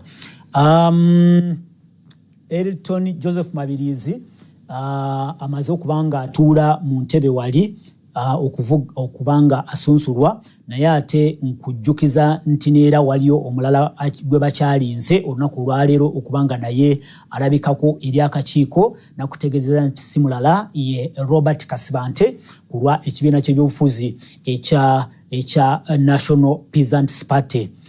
Naye ajja kubanga ensawa yonna ono baba amaze okusunsulibwa ajja okubanga alabikako eri akakiiko alabike nga asunsulwa okuvuganya mu kifo ekyo naye tujjukire nti okulabikako eri akakiiko tekitegeeza nti ogenda kubanga oyitawo obutereevu, waliwo ebikusabibwa, waliwo bye bagenda okubanga batunulamu. Nakutegeezeza nti ekisooka bwe empapula z'obuyigirize bajja kusooka bakakase nti Elton Joseph Mabirizi n'abalala abajja batuukiriza oba balina ebisaanyizo ebya empapula ezikakasa nti baatuula ebigezo bya A-level oba equivalent. Etteeka ligamba A-level oba equivalent. Asobola okubanga teyatuula A-level naye empapula zalina ez'obuyigirize bwe bazigeraageranya akakiiko kali aka UNEB, Uganda National Examination Board, bakakasa nti zenkanankana ne A-level certificate. So ekyo bakitunulamu, empapula ezo bazitunulamu n'ekirungi nti Elton Joseph Mabirizi awo yayitawo ndowooza kubanga sigwe mulundi ogusoose mu 2016 yesimbawo, ndowooza ne mu 2011 yesimbawo. So awayinza okubanga ayita, naye ate nakutegeezeza nti waliyo ensonga ey'emikono egisemba abo abavuddeyo okwesimbawo. Emikono nakugambye gigire 98 naye ate 98 gino togikuŋŋanya bukuŋŋanya lwandomule okuyita okwetoloola eggwanga Uganda. Oteeka okubanga buli district ofunayo district wakiri 10 ng'ofunamu abantu districts wakiri 98 naye ng'ofunamu abantu 10 nga be bakusembye. So emikono egyo najjo gye gimu ku ebyo ebikusabibwa era bajja kukakasa oba kituufu emikono agiwezeza. Then n'ekirala bajja kukakasa nti aleese obujulizi nti yasasudde miliyoni 20 ye nomination fee. Ate sente zino nga balina kutegeezeza ziri non-refundable, tebazikuddiza bw'obanga akakiiko ngaawo watudde bwe kamala ne kakamutema nti tatuukiriza ebisaanyizo era sente ezo oba togenda kuziddizibwa mu ngeri yonna. Ebirala bitonotono biyinza okuba si bizibu nga ekifaananyi ekigenda okulabikira ku kakonge, ekyo nakyo bakakasa nti kyekyo nti ekifaananyi kivaayo bulungi, abalonzi tebagenda kubuzaabuzibwa nga balabye akakonge nga tebakutegeera. So ekifaananyi ekyo nakyo bakisooka kikakasa nti kituufu. Then ekirala actually nga ate nakyo kizito kyekyo kakasa nti oli mulonzi ate nga oli ku register. Oli mulonzi mu ggwanga lino Uganda ate nga oli ku register. Register zikyuka nzijukira nga waliwo omukwabo abaali beesimbyewo yali 2011 naye teyasobola kweronda, baba bagenda okusanga nga ate mu kitundu gyewandiisa erinnya lye teririiyo. Naye anyway wano kye beetaaga kyekya yali munda kibiina kya UPC bwemba nga nzijukira bulungi era nzijukira. Naye ate kye bamwetaagisa wano kwekakasa nti oli mulonzi ate oli ku register eya Independent Electoral Commission. Ebyo nabyo bye bagenda okakasa wali nga basunsula awo banakakiiko nga basunsula. Then bongere bakakase nti owaddeyo agent wo ogenda kuwaayo erinnya lya agent wo agenda okubanga ya correspondinga n'akakiiko kubanga kati oli candidate ojja kubanga oli mu campaigns we otalaga ebitundu ebyenjawulo eby'eggwanga bajja kubanga obawadde omuntu anaagenda okubanga atuukirira akakiiko oba nga bakwetaaze oba nga balina bye baagala okutuusaako communicatinga naawe ojja kuwaayo agent agenda okwasagana n'akakiiko n'ebirala bwe bityo. So enteekateeka bwe zityo bwe ziri erudde eyo. Nkugambye nti olina okwapointinga official agent, olina okusasula miliyoni 20, olina okulaga obukakafu obwo ate nga ziri non-refundable, olina okulaga nti emikono egikusemba giwera 98 okuva mu district 10. Buli district ng'ojjayo emikono district 98 naye nga buli district ojjayo emikono 10. Then proof of submission of supporters ekyo nkimaze naye ate ekifaananyi nakyo kiwaddeyo opropozing ne sekenda wo agenda okunominatinga weetaaga sekenda. Then ne proof of registration as a voter mpoza ate ne A-level certificate ekakasa nti o minimum A-level education certificate yegenda okubanga ekakasa nti lazima wayiga oli muyivu togenda kubanga otutawaanya nga esaawa etuuse mu nteekateeka yennyini. So akakiiko k'okulonda bwe kamaze okubanga oba bwe kamaliriza okakasa asunsuddwa, kamuwa motoka eno ya security, kamuweerako n'abakuumi abagenda okumukuuma. Twakitegedde emabega kawunti kati abakuumi abagenda okukuuma abeesimbyewo bajja kubanga ba SFC. Yes, ba SFC be bagenda okubanga bakuuma abakulembeze. So bakuwa motoka ye pickup atenga brand new, baleese brand new, bajja kubanga bakuweerako n'abakuumi naye ate okusinziira ku kulungamizibwa okuva eri akakiiko k'okulonda emmotoka eno tokkirizibwa nawe kennyini kandi tokkirizibwa kugituulamu, etuulibwamu. Ndowooza ekyo kyavudde eri ab'ebyokwerinda, bagambye nti emmotoka eno egenda kutuulwamu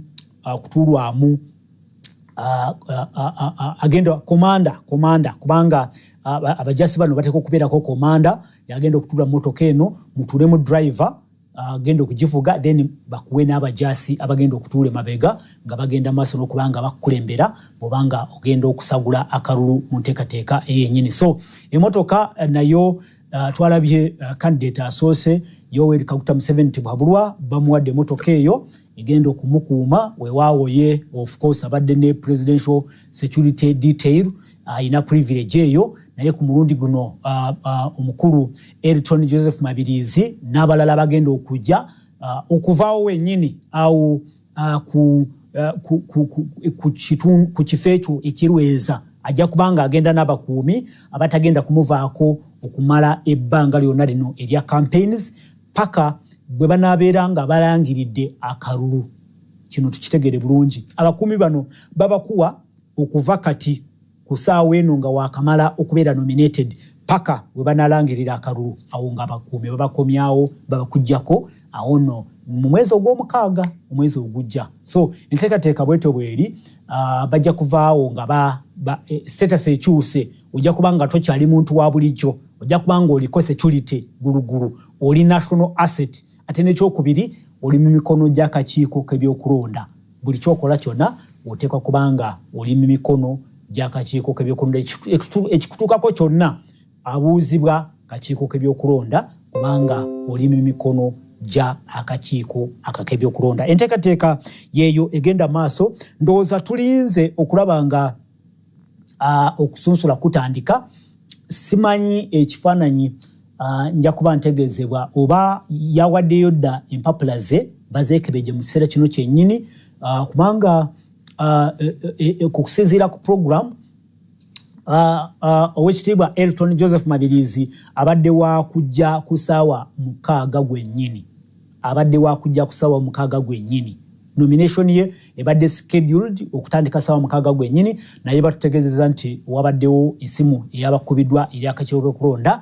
Omukulu oyo n'abategeeza nga bw'afunye okutaataganyizibwa mu kubo, then ne bamwongera essaawa namba, kyova olaba atuuse zino zaakawera eddakiika 47 ezaakayita ku ssaawa 6, ekitegeeza nti ali mu budde naye ate waliwo obudde awo obuliiriddwa mu maseekati awo.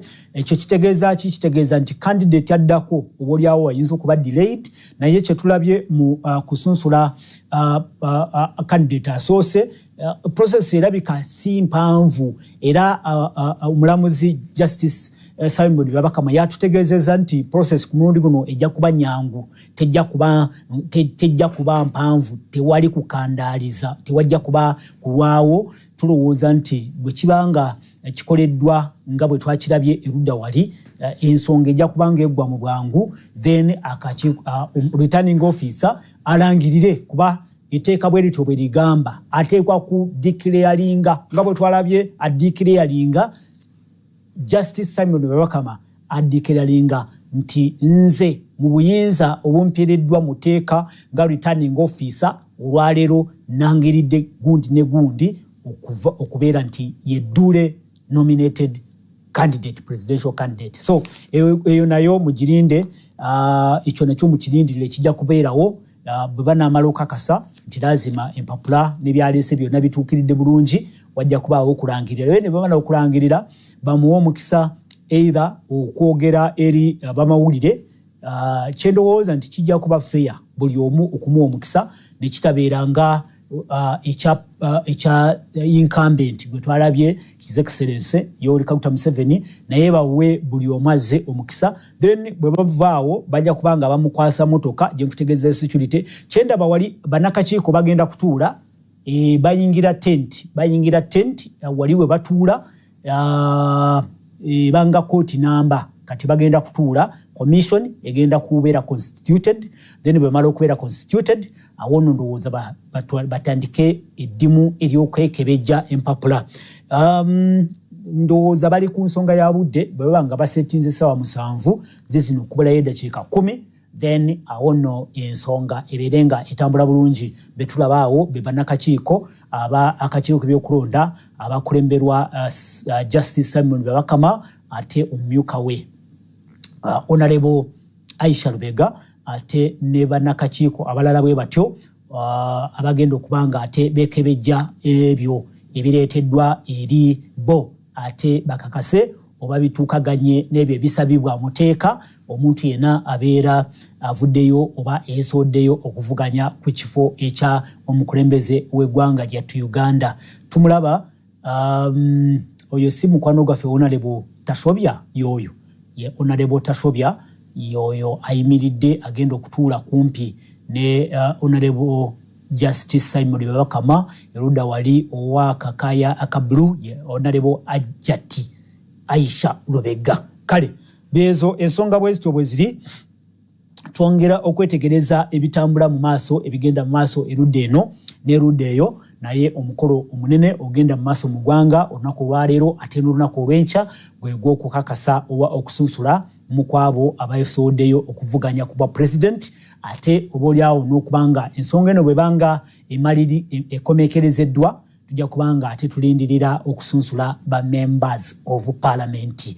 Members of parliament awono we wali obugombe tujukire nti embiranye ebadde ya bibiina ng'ebyobufuzi nga bisunsula abagenda okukwata flag kati awono we tugenda okutegerera ku kifo ki bameka abeesoddeyo jukira nti ekibiina ky'ebyobufuzi kyo kibanga kiteekwa kuwaayo omuntu omu yekka naye ate ojja kulabanga ekifo kimu waliwo omuntu oyo akute flaga waliwo ba independents 10 ebyo nabyo tujja biraba kuba ku mulundi guno twalabye nga tewali ayagala kulekera munne buli omu agamba nti nteekwa kubanga nvuganya abalonzi be banaasalawo oba mpitamu oba siitemu mu nteekateeka yennyini.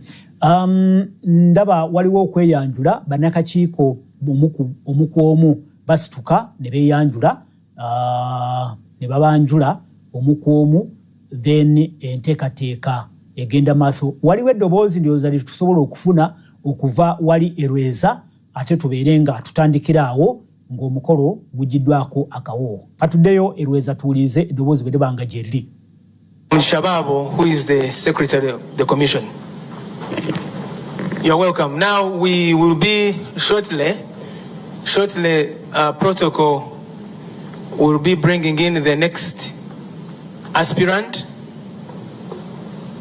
who too will go through the process of nomination as provided for in the law.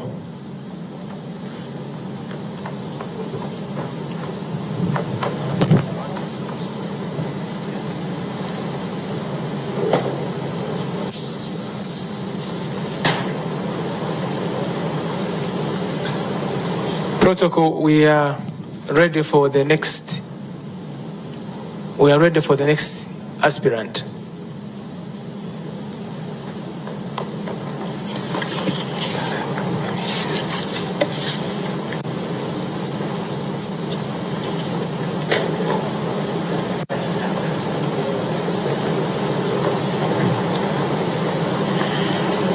The next aspirant is walking in,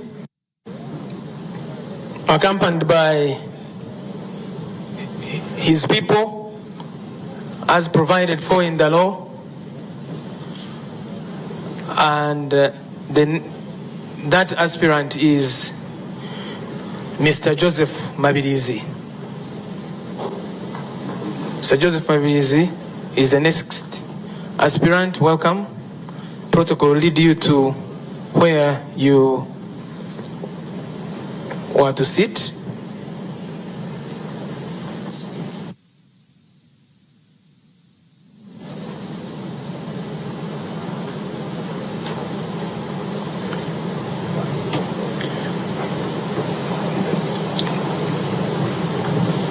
take your seats and Lord Chair, now I hand over to you to take forward the process. Thank you.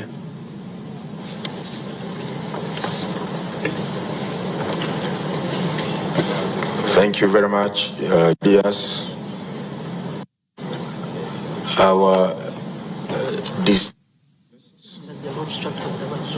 Once again, I would like to welcome you for this very important activity. The Electoral Commission will now proceed to consider the nomination of the second aspirant for today. And that is, I understand, Mr. Joseph Mabirizi. May I ask his representative to bring his papers to the Commission for verification. Thank you.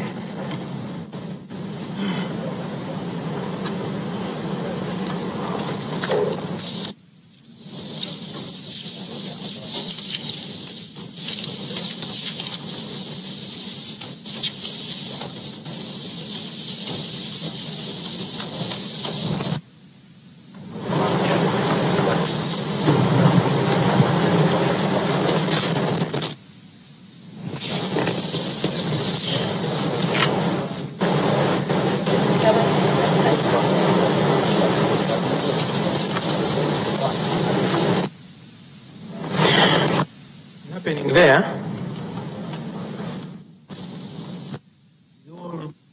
In the law.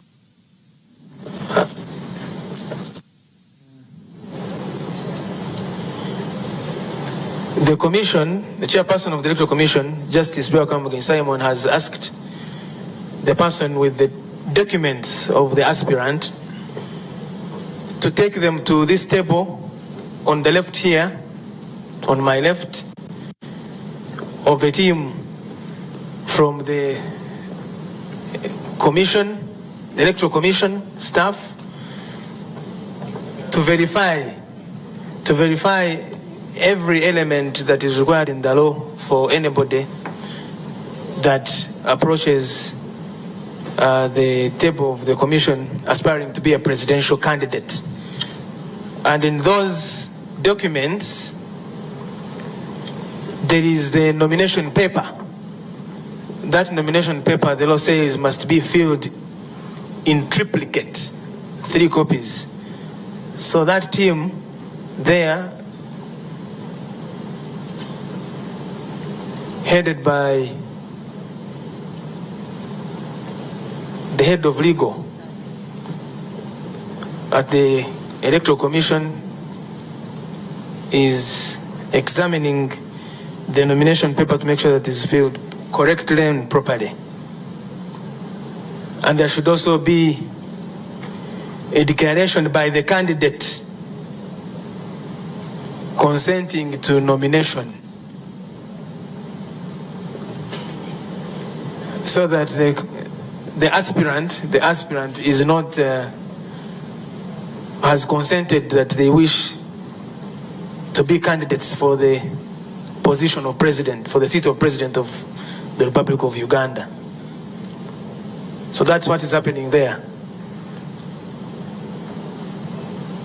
They also check the papers to make sure that they have attached evidence that they went to school and that they attained a minimum of advanced level standard of education, or in our ordinary description, senior 6. And again, all that is provided for in the Presidential Elections Act, which is the law that guides the election of president of the Republic of Uganda. They will also check to confirm and to prove that the aspirant is a registered voter and that he exists on the National Voters Register. and that too applies to the proposer and the seconder.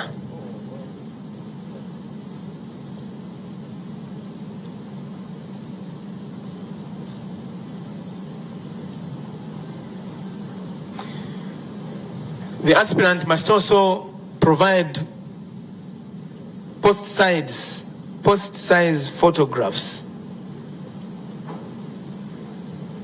Those photographs are meant to be used, among other things,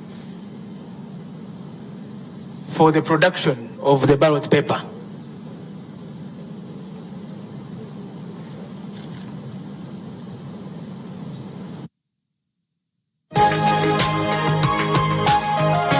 Soul Television, Femunyo.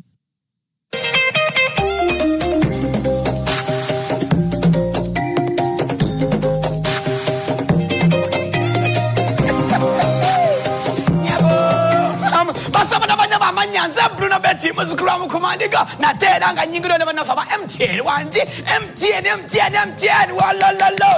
Gamachi, to get the power to win. Jagalo Funerian, no Funerian, Kuangula, or get a Quangulota, Nenda Kubanga will cut the Kumibuli week, watch, Nenda Kubangu Kwaso will cut the Kumibuli week, because some year in Chabonka Muchoka, Lenia MTN Vanabeka, Bulogan Okusasura, National Ogen Okusasura, that was a Momo, Bulogan Okusasura, when I was a sort of some Momo. Who's the one ngenda kwe wala kafente kodesa momo wanje ogenda kuinvestinga kodesa momo abwe mteli we jamani nekwa bukade 10 buli week wala Castello imala bwe pala wentandika ngamba chechiriwo wanje nekwata ku masimu ngamba halo walirudawa tenze tirinyi halo walirudawa zende guru halo walirudawa ndi mutukula halo oliwa ndi mwanange ndi wano mu office nto denyiga ma computer nenkuta awa namwe kasana benesi okubelanga mwana wote koze beto na manga epeyinze ebolowinze investinze ngekodesa momo. Remember to dial *165# or use the Momo app to borrow, to pay, to invest, and you could stand a chance to win 10 million weekly.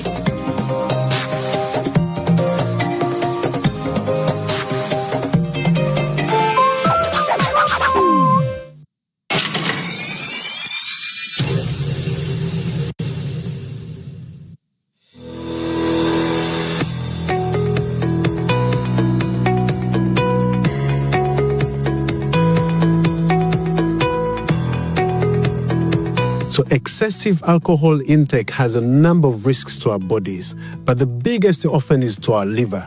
And the damage to the liver is that it causes a condition called liver cirrhosis, where the liver can no longer function and do its job. Other people are more familiar with what we call hepatitis, that is inflammation of the liver, but that is reversible. Cirrhosis, on the other side, is irreversible. Other problems associated with excessive alcohol drinking include cancers, especially cancers of the mouth and cancers of the throat, but also cancer of the breast has been associated with alcohol.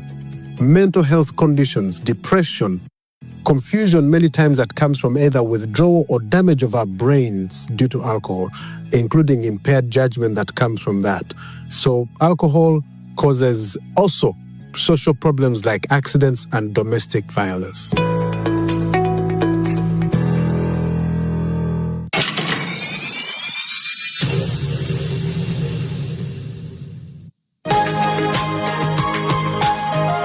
Soul Television, Femunyo.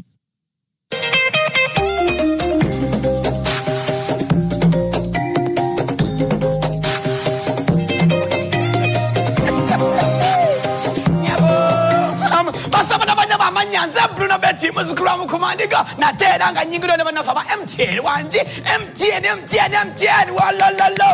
Gamachi, to get the power to win. Jagalo Funerian, no Funerian, Kuangula, or get a Quangulota, Nenda Kubanga will cut the Kumibuli week, watch, Nenda Kubangu Kwaso will cut the Kumibuli week, because some year in Chabonka Muchoka, Lenia MTN Vanabeka, Bulogan Okusasura, National Ogen Okusasura, that was a Momo. Bulogan Okusasura, when I was a sort of Momo. Who's the one ngenda kwe wala kafente kodesa momo wanje ogenda kuinvestinga kodesa momo abwe mteli we jamani nekwa bukade 10 buli week wala Castello imala bwe pala bwentandika nengamba kiki ekiriwo wanje nenkwata ku masimu nengamba halo oli luddawa kyenze tirinyi halo oli luddawa nze ndi ggulu halo oli luddawa ndi mutukula halo oliwa ndi munnange ndi wano mu office ntudde nyiga makompyuta nenkuta awa namwenna kasita nabe nesi okubeera nga mwana wotekoze ebintu bino wammanga epeyinze ebolowinze einvestinze ng'ekozesa momo. Remember to dial star 165 hash or use the Momo app to borrow, to pay, to invest, and you could stand a chance to win 10 million weekly.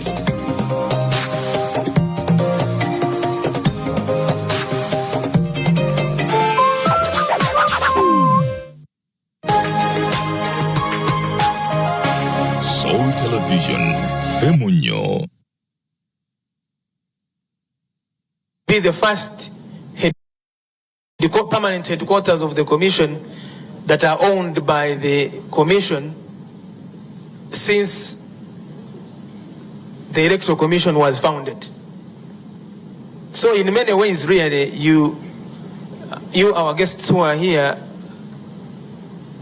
are in a special place. You are the first. You are among the first to be on these grounds where this very important exercise is taking place, and you can put it in the diary. You can put it somewhere, and you'll be free to take selfies against the backdrops of a number of those voter education messages that speak to peace for elections, to process of elections, the importance of democracy, to the critical importance of participation, to mutual respect during electoral processes, to the importance of the vote.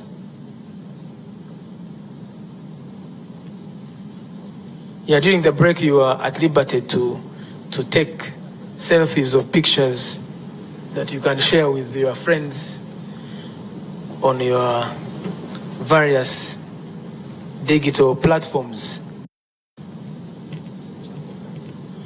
So the head of legal department at the Electoral Commission, who is leading the verification team here, Dr. Jennifer, is consulting.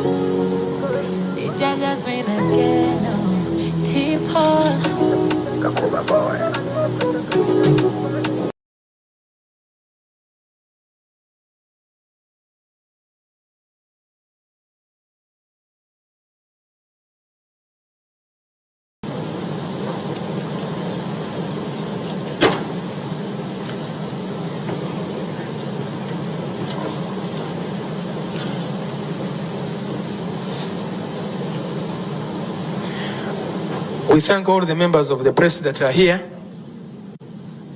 who are keeping the citizens of Uganda, first and foremost, well appraised of what is happening here, because us who are here are just a small representation of the citizens. So we are glad that you are keeping them informed.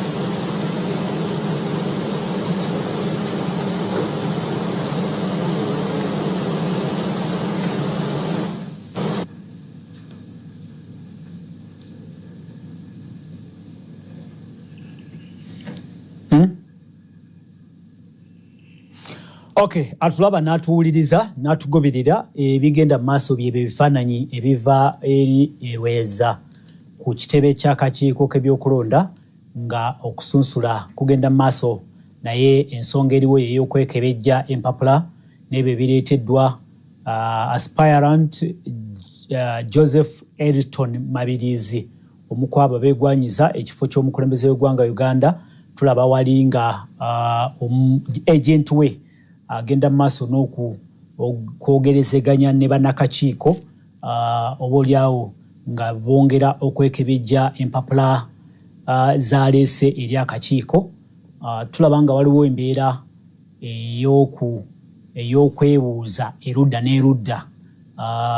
Wabawo consultinga wakati mu bannakakiiko, waliwo n'okuconsultinga eri aspirant Elton Joseph Mabirizi.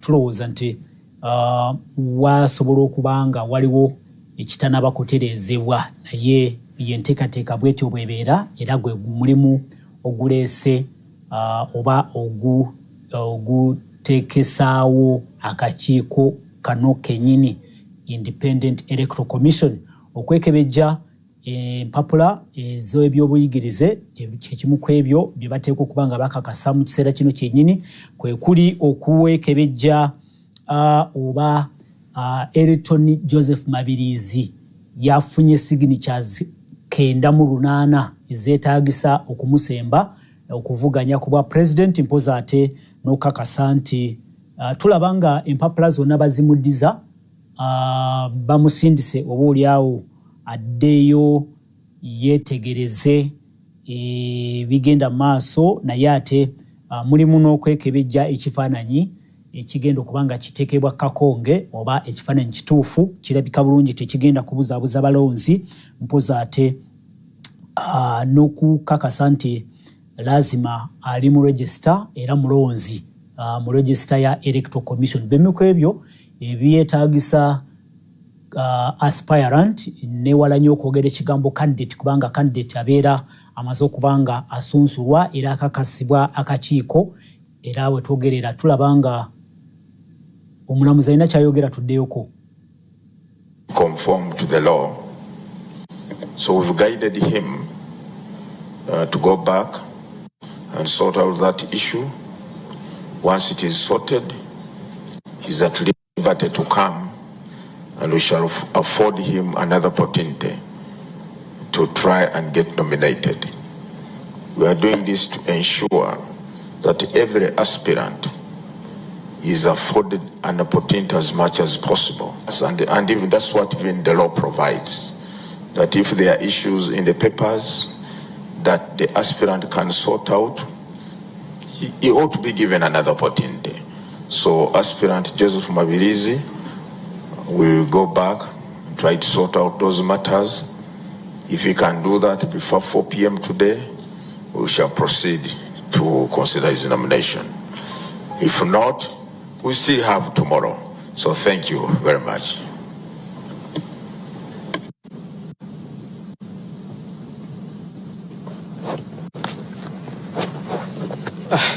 Biriki na mukaga yasobola okuba kale tulaba bye bigenda maaso.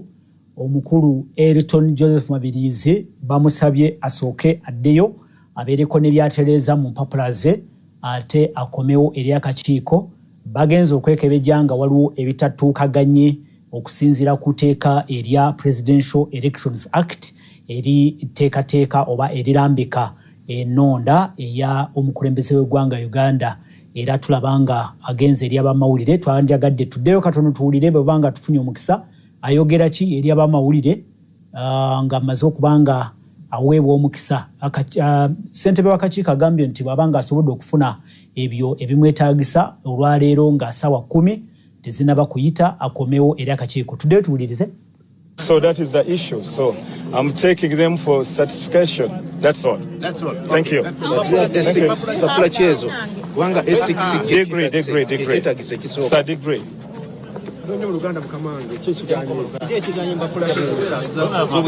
Nesimbawo kodda empapula nziweza bulungi. Obuzibu buli kakiiko k'ebyokulonda obutamanya nti omuntu bwe yeeyongerako bakitwala nga kyamutawaana. Kati ndeese empapula ezisukka ku zaaluli kubanga luli nali sinafuna masters kati nagifuna naye bwe buzibu bwe ndabawo. Naye ng'olina empapula ziri endala olwedde neesimbawo edda ekyo badde toyinza kirowooza. Naye kanzitwaleyo gye bagamba mu National Higher Education for Certification. Thank you. Agamba akomawo leero obudde bunaamumala ekyo kyekibuuzo kyosobola okwebuuza ate nga mu bisaanyizo ebimu bibeetaaga wano kakiiko k'ebyokulonda S6 yokka ekumala so okugattako n'obutagattako ekyo tetusuubira nti kisobola okuba nga kikulemesa okuba nga obeera nominated kubanga ate mu bisaanyizo akakiiko bye keetaaga oba gweoyisizaamu buyisa naye bw'obeera ne minimum qualification eno eya A6 ekyo kyokka kikumala okubanga ate oba nominatingibwa. Kati munnaffe ono alina akabonero ako aka land of my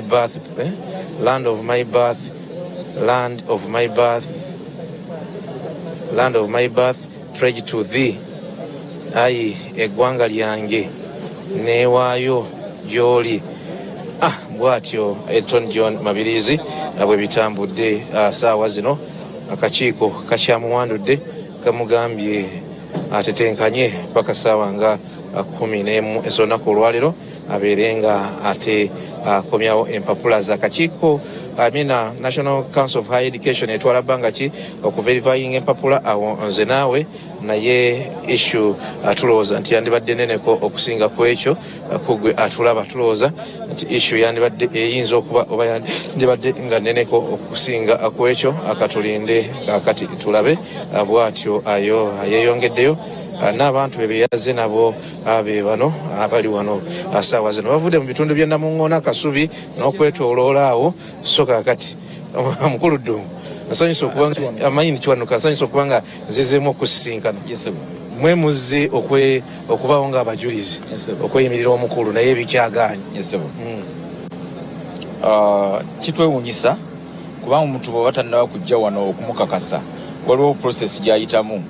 Electoral Commission esooka neetunda mu mpapula ezo neryoka kuwa appointment y'olunaku lwo nga emaze okuyita mu mpapula. Naye kitwewuunyisa ate kusawa envanyuma okubeera nga tuga nti waliwo issue y'okusootinga.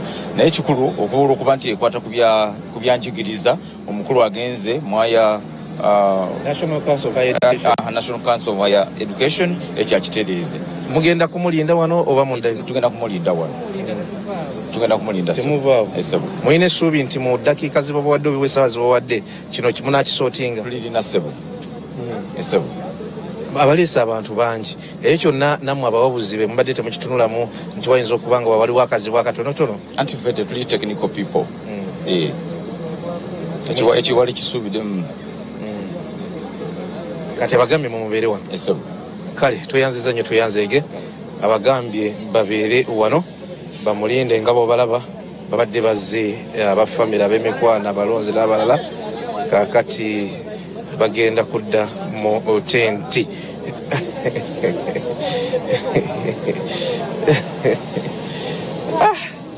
Haji ng'amaanyi gakuweddemu? Amaanyi gampaddemu naye ebyo bibaawo mu nkolangana ya gavumenti ebanga erina kyeyagala okukitereeza olina okutereeza embeera nga bweyagala.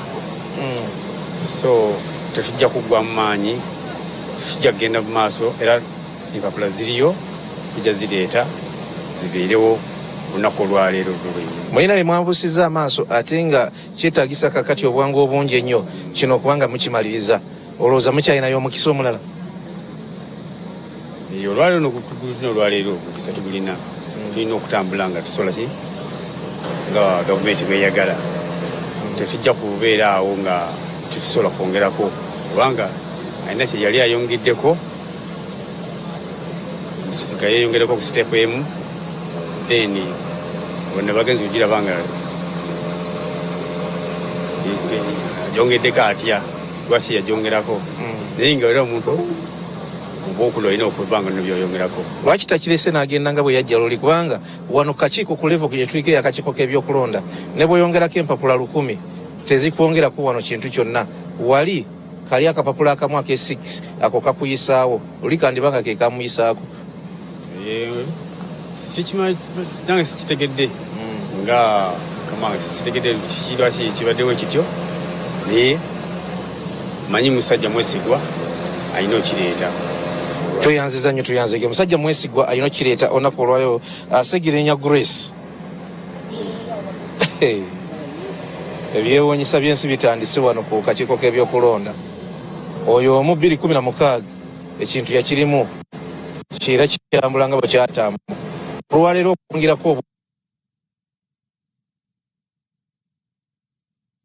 okwongeza empapula ye nga bw'agamba ate nti kyekikyamulemesezza okunominate bw'ojja n'ebipapula byo nga bwe wabirina emyaka giigi emabega osigala oyitawo tugambe nti luli era byalimu obugiri obutonotono nga wano liwo eka lyakyuseemu nkulekedde omuzindaalo ndowooza nti nze oba oli awo akakiiko k'ebyokulonda kalina ebintu byekazeemu okuba nga kakuba tooki naddala okukendeeza ku aspirants tubadde tulaba technicalities ku mulundi guno kubanga bwabanga zimba senior 6 ate ng'agamba nti yaleses ya masters obuzibu buvuddewa n'ekisookera ddala tuze tulabanga amateeka gakyukamuko ebintu biira static nga bwe bibeera emabega ebintu bijja mu kaseera bateekawo akalipo ne kajja ne kakaluba twalaba omukulu Katumba naye bwe yatuuka n'akalubisibwa bino bimbe tubadde tulaba ne kakiiko k'ebyokulonda nti twalaba mu kalukali omubaka Ssekitoleko bwe yajja najja n'empapula nnyingi nnyo omukulu Ndoye n'agamba nti omusajja is over qualified omusajja engineer naye ate talina bbaluwa ya S4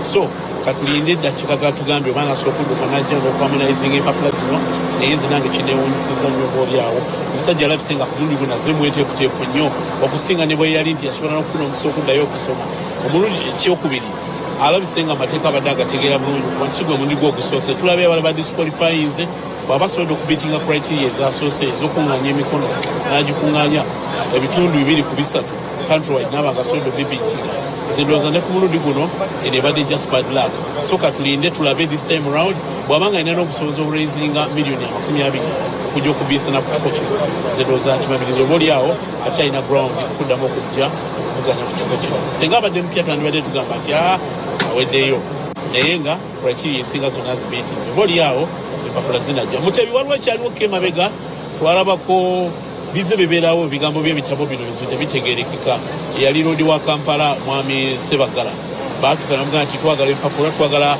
qualification minimum senior afune 6 n'alyokajja n'empapula certificates nga nyingi namugamba nti ebintu byolese nga bingi naga nti ate muno ndese busammambiro nkyabayire endala nyingi naye nga zonna tezitalinga okuqualifyinga ku minimum standards zetwali twagala twalabye n'ensonga eno erwemiyaga Brigadier Rashandi, Brigadier General Rashandi basogamba nti byatuuse okuleeta empapula twagala ku mpapula nasooka bayiira endala nga nyingi zikirako obugulu bw'eggongolo eno certificate yali y'amagye eno yali ya so ebintu by'okusoma ne qualification biba bizibu naye nze ndowooza mabirizi agenda kubetinga era ajja kudda contestinge naye kyebuziba ku mulundi guno impact ye enebeera felt luyitwala Bakatumba yajja n'amaanyi mangi nnyo niye ate abaana boozezaamu nnyo mubadi bonna bwe yajja nabo Katumba oyi ate abaana abato ku ye bazi ne bakontestinga ebintu bikyusekyuseemu ebbanga eriyise tubadde tulaba kabauti paper kali congested nga okakwata vote nga abeesimbyewo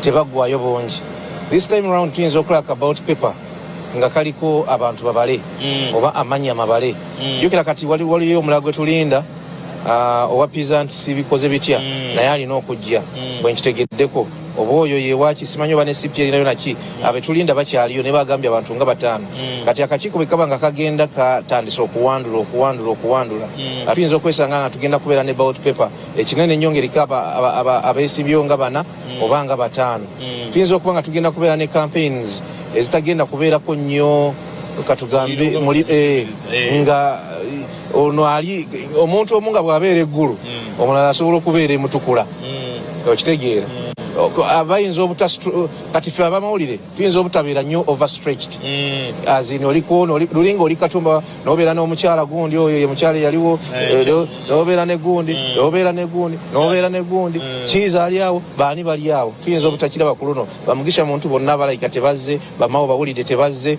baani tebazze olaba nti omupya ayinza okubeera mu muzannyo guno nga mupya ayinza kubeera wa FDC nandala mafaali kubanga betutuka n'ogeraageranya mukemabega twabadde tulaba olukuŋŋaana lwa iPod mukulu mabi yavuddeyo n'agamba nti ffe ebibiina biri byetukkiriziganya nabyo byebibiina abaka palamenti nga basoose otunyonnyola wali ndowooza bagezaako n'okwefasayizinga point eya political party participation independent bw'oboze ojja ng'ozitowanga owera omulundi guno nzijukira mwami Byakama babadde aggulawo agambye nti ba aspirants okusooka bawera n'255 naye abakazi empapula babadde 4 kati nga tuvudde ku ekyo waliwo omuvuka tubadde naye wali agamba ye ne ssente abadde alina naye kimuggyemu emikono giganya okuwera afune 78 so nze ndowooza tunaatuukira ku actual day nga after nomination kano ke kaguwa kasingira ddala okukaluba bangi bakyavaamu yakubanga n'omwogezi omukulu mukyunguzi bayogera akakiiko k'ebyokulonda atugambye nti anyway kibadde obvious nti bakola ballot paper nga bamaze nominations ekyo kyo kituufu tugenda kulaba ballot paper ekyuseemu ku mulundi guno bwentunuulira embeera nga bwetambula ate kiyinza okuba nga kino kikyali kituuza nga gye bujjakawo mu maaso biyinza okugiraagiramuko ne bikyukiramukko ddala oyinza n'okwesanga nti wayinza okubeera wona enteekateeka akakiiko zekalina ez'okugjamu ennyo bakadeyideyi kubanga bw'otunuulira emyaka 5 egiyise okulonda kwalimu bakazanyirizi bangi walabanga emisinde egyabeeranga ku nguudo eyeesimbyewo avuddewo bamu walabanya addusa emisinde ng'alinga mwana wa pittu ebyo tuyinza obutabiraba ku luno bayinza okuba nga ku luno bagambye nti bweka bakalulu tuteekemu abantu ddala boonaawulira nti bazze kwesimbawo tuleke kubeera nga kyakuzanyisa ebimu biswaza nga bwalaba akalulu ka emyaka 5 emabega waliwo kyebayita muzungu kyayita okusettinga president nti ofisi eno gye twogerako teyinza kubanga ate ogiwewula okutuuka nti ate neyombaka palamenti esinga eno twabadde tulaba tanaku abaana bonna abasoose okwagala okujja okuvuganya ku kifo kino omubuuzo waayo kikintize nava Kyambogo n'omubuuza nti olina ku political background tubadde nga tubibalaga nti nze nti ewaffe nze nali nze mukulu mu kika okiraba netuuka ekiseera netulaba nti ne balaba akakwakulizo kano ndowooza omu ku bukwakulizo bateekamu waliwo kye bayita deterrent ogezaako okutangira bakakica nti buli omu ajja kujja avuganye eno ntebe yagwanga gye twogerako si weerosi tetwesimba ku bukulu bwa kyalo tetuli ku weerosi wano twogera ku ntebe esinga ddala okuba ey'amaanyi baali bagidesignize ndowooza at first ne bateekamu obukwakulizo nga miliyoni 20 ne bagamba zirina refundable nga balowooza kijja kuditaringa abantu ekyokubiri katuteekemu akakwakulizo okwokusoma akakusoma okwo ne bagenza okizuula nga nakwo kukubuukibwa Kyambogo ajja kujja agambe nsobola ombaka akakwakulizo akabakuttemukko ke abantu ako kabakuttemukko okuweza emikono egyo ako kabakuttemukko jjukira okulonda kuno kuzze kubeerawo emyaka 5 egyo egiyise nagiri wabaddewo ebibuuzo abantu bingi bye beebuuza ate abamuntu nga bwe batuula mu nkiiko z'amalwa abantu ne beddamu answers tebagamba nti naye amazima abantu nga banyumyanga bo naye olowooza teyazze lwakino nti ono teyazze lwakino ne batugamba nti ono azze lwa alphabetical order ono azze lwa bavubuka ono azze lwa Buganda oba Bunyolo oba Ankole cause ono azze lwakino kati ebyo birabika tebigenda kuddamu kuwulikako ate ndowooza n'ekirala waliwo badde bagasubira mu bbaasa nti n'ebibiina ebimu bizze okuvuganya mu kalulu kano kwongera kunafuya opposition yennyini netulaba nti opposition ebadde ina strong odi ebadde ekola obulungi sides of eastern FDC ebadde erisankole okubiyadda ku biseera bya Besigye amuriya tera yemu abakabaya ba parliament abasinga baveeyo ku mulundi guno empologoma ennene evuddeyo mafa betuyinza mululinga out mu kalulu ka eastern musajja munene akomandinga ate abadde mu parliament akuba okuvira ddala kuba corporates abayivu n'atuuka beside z'abagiso yo badadi kweyongera paka ku kona oyo ategeeza kinene tuwuliddeko nti nakenajja akena bwaba zeerira bagamba no campaign nga bateeta campaign akena ebintu byabwe byawanvuyemu aba UPC baali bagala kujja abantu bana era nsuubira bayinza okuba ekyo tebakiyiseeko nga bo ekimu ku bibiina ebisinga okuba ebyamaanyi oba binnaasanga wano bayinza obutajja actually tuyinza okulaba nga byonna ebibiina ebigenda okuba nga byesimbawo ku mulundi guno nga byebyo ebipya kuba nenalemu togibalira mu bikadde naye binnaasangwa byoyinza okwogerako kati nga bwolaba DP bwolaba UPC ebyo byetuyisobola okugamba nti CP ebyo byaliwo kedda oyinza okusanga nga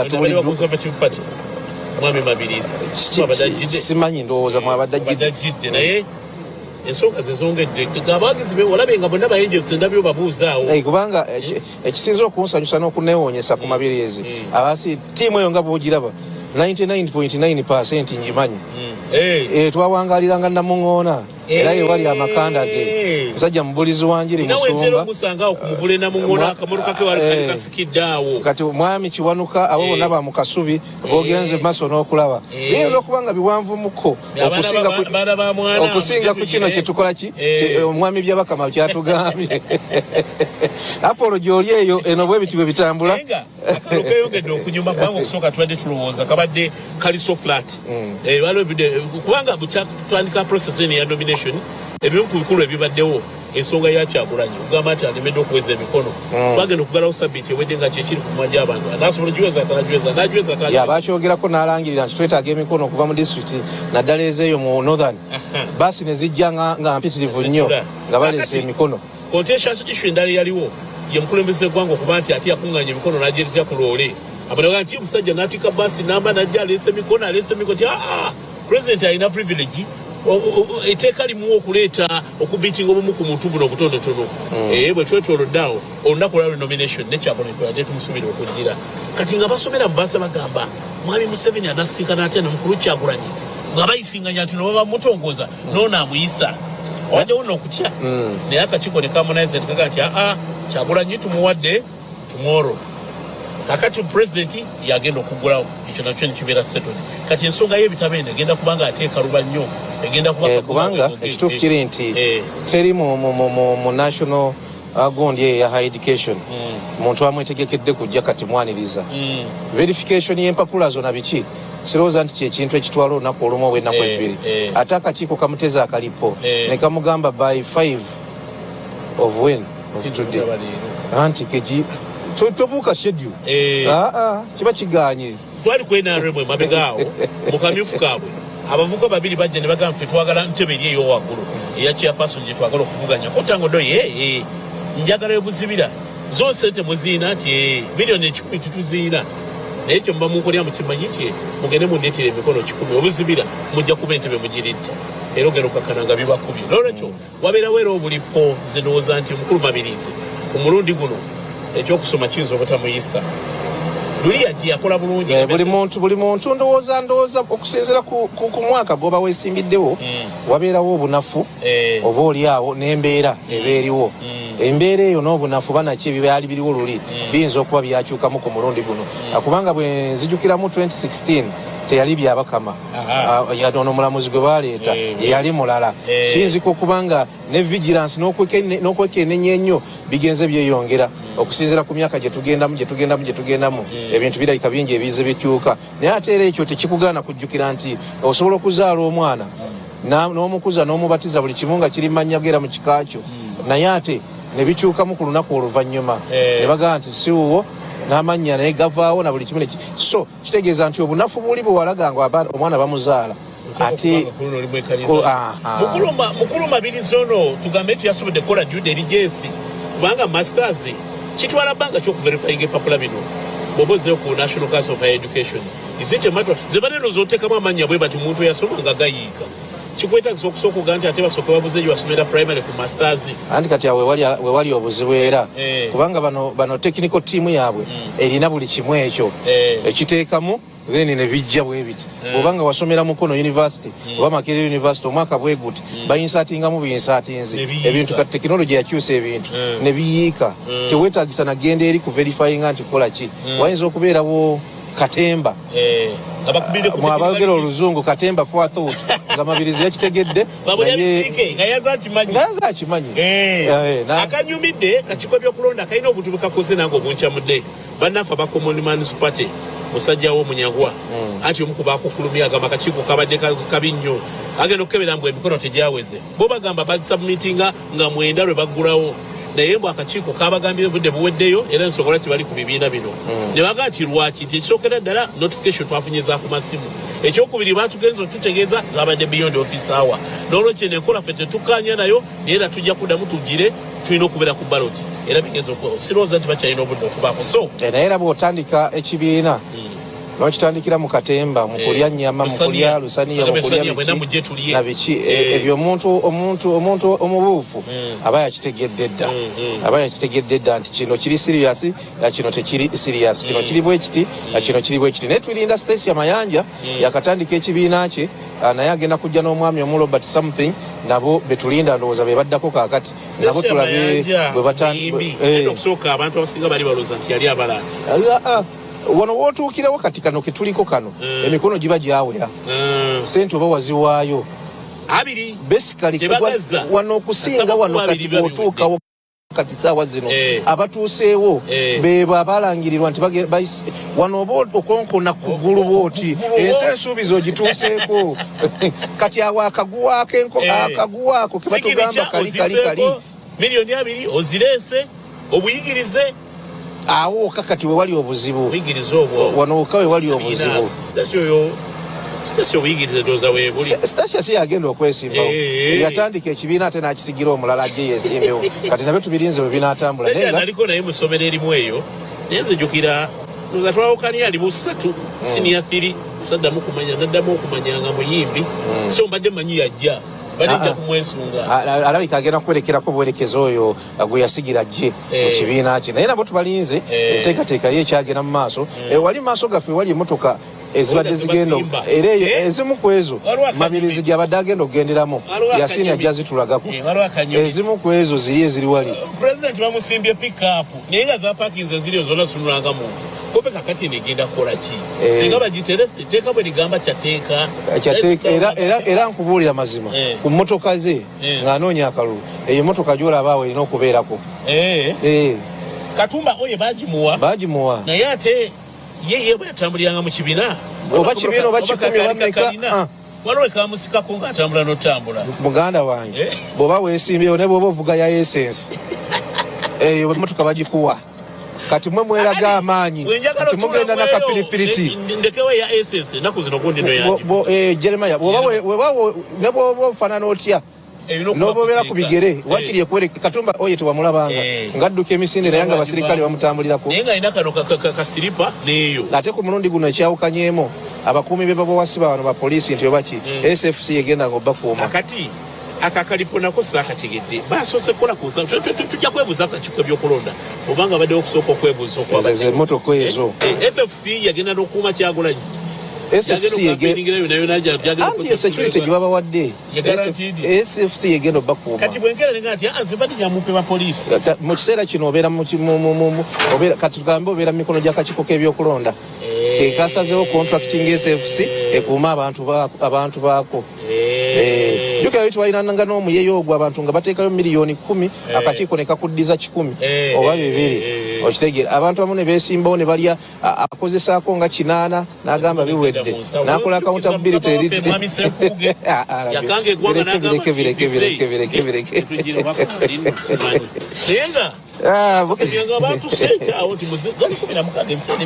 sente zalinga nyingi naye nga byebyo tubalabalamu tuwakulabi ku national theatre bavudde n'ogenda ku pride tye n'ogenda emakindi etye wabaddeko ekataku nti nabaddeyo leeta evidence kakati luli ebimu tebyalingawo naye kati buli wootambula ekimu ku kikuweesa bano bootambula nabo tabeera musirikale omu buli omu aba alina okumanya nti koze eki kyonna kyofuna oba kabenje oba buzibu oba buki bano be bali accountable ate ne Electoral Commission ebitundu egyogenda naye balina offices ndowooza obaako newosayininga kyova olaba ku bukwakulizo batwereddeko mwambi abakama badde asomawo agambe nti olina okusooka n'odikiriyaninga agent wo oyo agenda okubeera liaison officer between gwe n'akakiiko k'ebyokulonda kubanga waliwo meetings ezituula wakati mu campaigns ekisooka meeting ezigenda okusooka okutuula nga bamaze nominations nga ziwedde meeting ezisooka okutuula zez'okukola framework eyani atambulirawo agenda luddawa ani asookerawa baleke kuubagana eyo campaigning roadmap gye basabye akakiiko sooka ogireete tulane ne agent wo kati balina okubanga eyo ne compromisinga n'eyoli siga nti g'ofuuse ekyewaggula wawo time weetuuka nga eŋŋoma waliwo yatuuka ndowooza akalulu akawedde ng'eŋŋoma zonna zaagala kumalira mu Buganda mu Kampala mu Central ebyo kati balina obikola ki obisorting out okutegeera era bw'otuulira campaigns genda mabega emyaka 10-15 ojja kulaba nga abasinga baagala kutandikira waggulu bajje nga bakkirira buli omu obwongo bumulowooleza gy'azaalwa kati awe wabeera obukuubagano ate lubi baalinga bangi naye katugenda kulaba ballot paper ng'eriko abantu 3 oba 4 kweri wakati tubala abantu sirina ssuubi nti mabiriza bouncing back kozinga mukola amawulire nga n'akakiiko kayagadde babagaye bagende bali ekamere Electoral Commission buli ajja wane mugabula byomwalya twegalinga mbere ya lume babagambye bagende bali ekamere amateeka gano ngaagadde gajja kwongera tuyamba bagenda bateka nga gali fair omusajja kyeyogedde wali nti mwalaba omuyeye ne mutune nnya biki abo baali bazze kujjayo mpapula n'ebyetaago twali tubimanyi kati akalipo buli omu wekamukubidde era kyokolaba nti namba zikendedde yabiraga ku achievements n'okulaga nti ekitongole kirina byekikuze besides okuba nti musobodde okukwata ekifunga kino biliyoni 10 parliament ezibawadde ne mukozeewo ki tuze tukafoltinga tugaa nti okulonda kwero siko okuganye tekubaddeewo nti wabaddewo obumulu obukwatagana kulonda nti candidate ono tebamuyisiza bulungi ng'ono omukulu agambye naye twagala fairness ejiddewa nakino kankikubuuzeemu mabirizi ono olowooza ti mwoyo teyamutambuliddeko mu kusooka yabadde wakutuuka saa 6 almost atuuse tuli mu 7 slayitire nga tugenda mu 7 nakuba essimu nti alina ebyomutaataaganya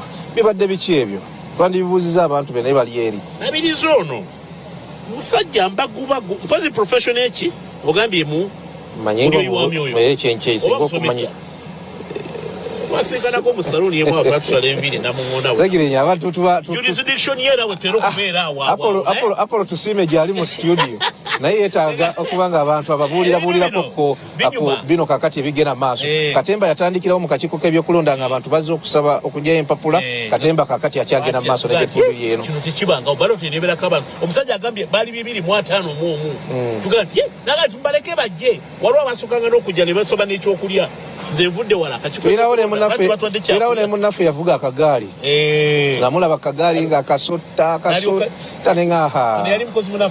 nenga nti mukama oyo abeere n'ekisa nti kisaaki abeere n'ekisa namubuuza ti Ivan muganda wange tinkwagaliza oli redde ogenda mu debate ajogedde erinnya lyayinza okuba Ivan Semwango so sikyateeka sigamba oli gwegomayo goba ogamba oyo gwamanyi oli redde ogenda mu debate ati bwe bambuuza ekibuuzo nja kuba n'omugezi wange seggirinya ebbali olukimbuuza nga mugamba wa kino kigamba kitya nga nkomawo bamala n'alya kyapati yalya kikajjo ebyo byonna nga kirira wensango ebyo byonna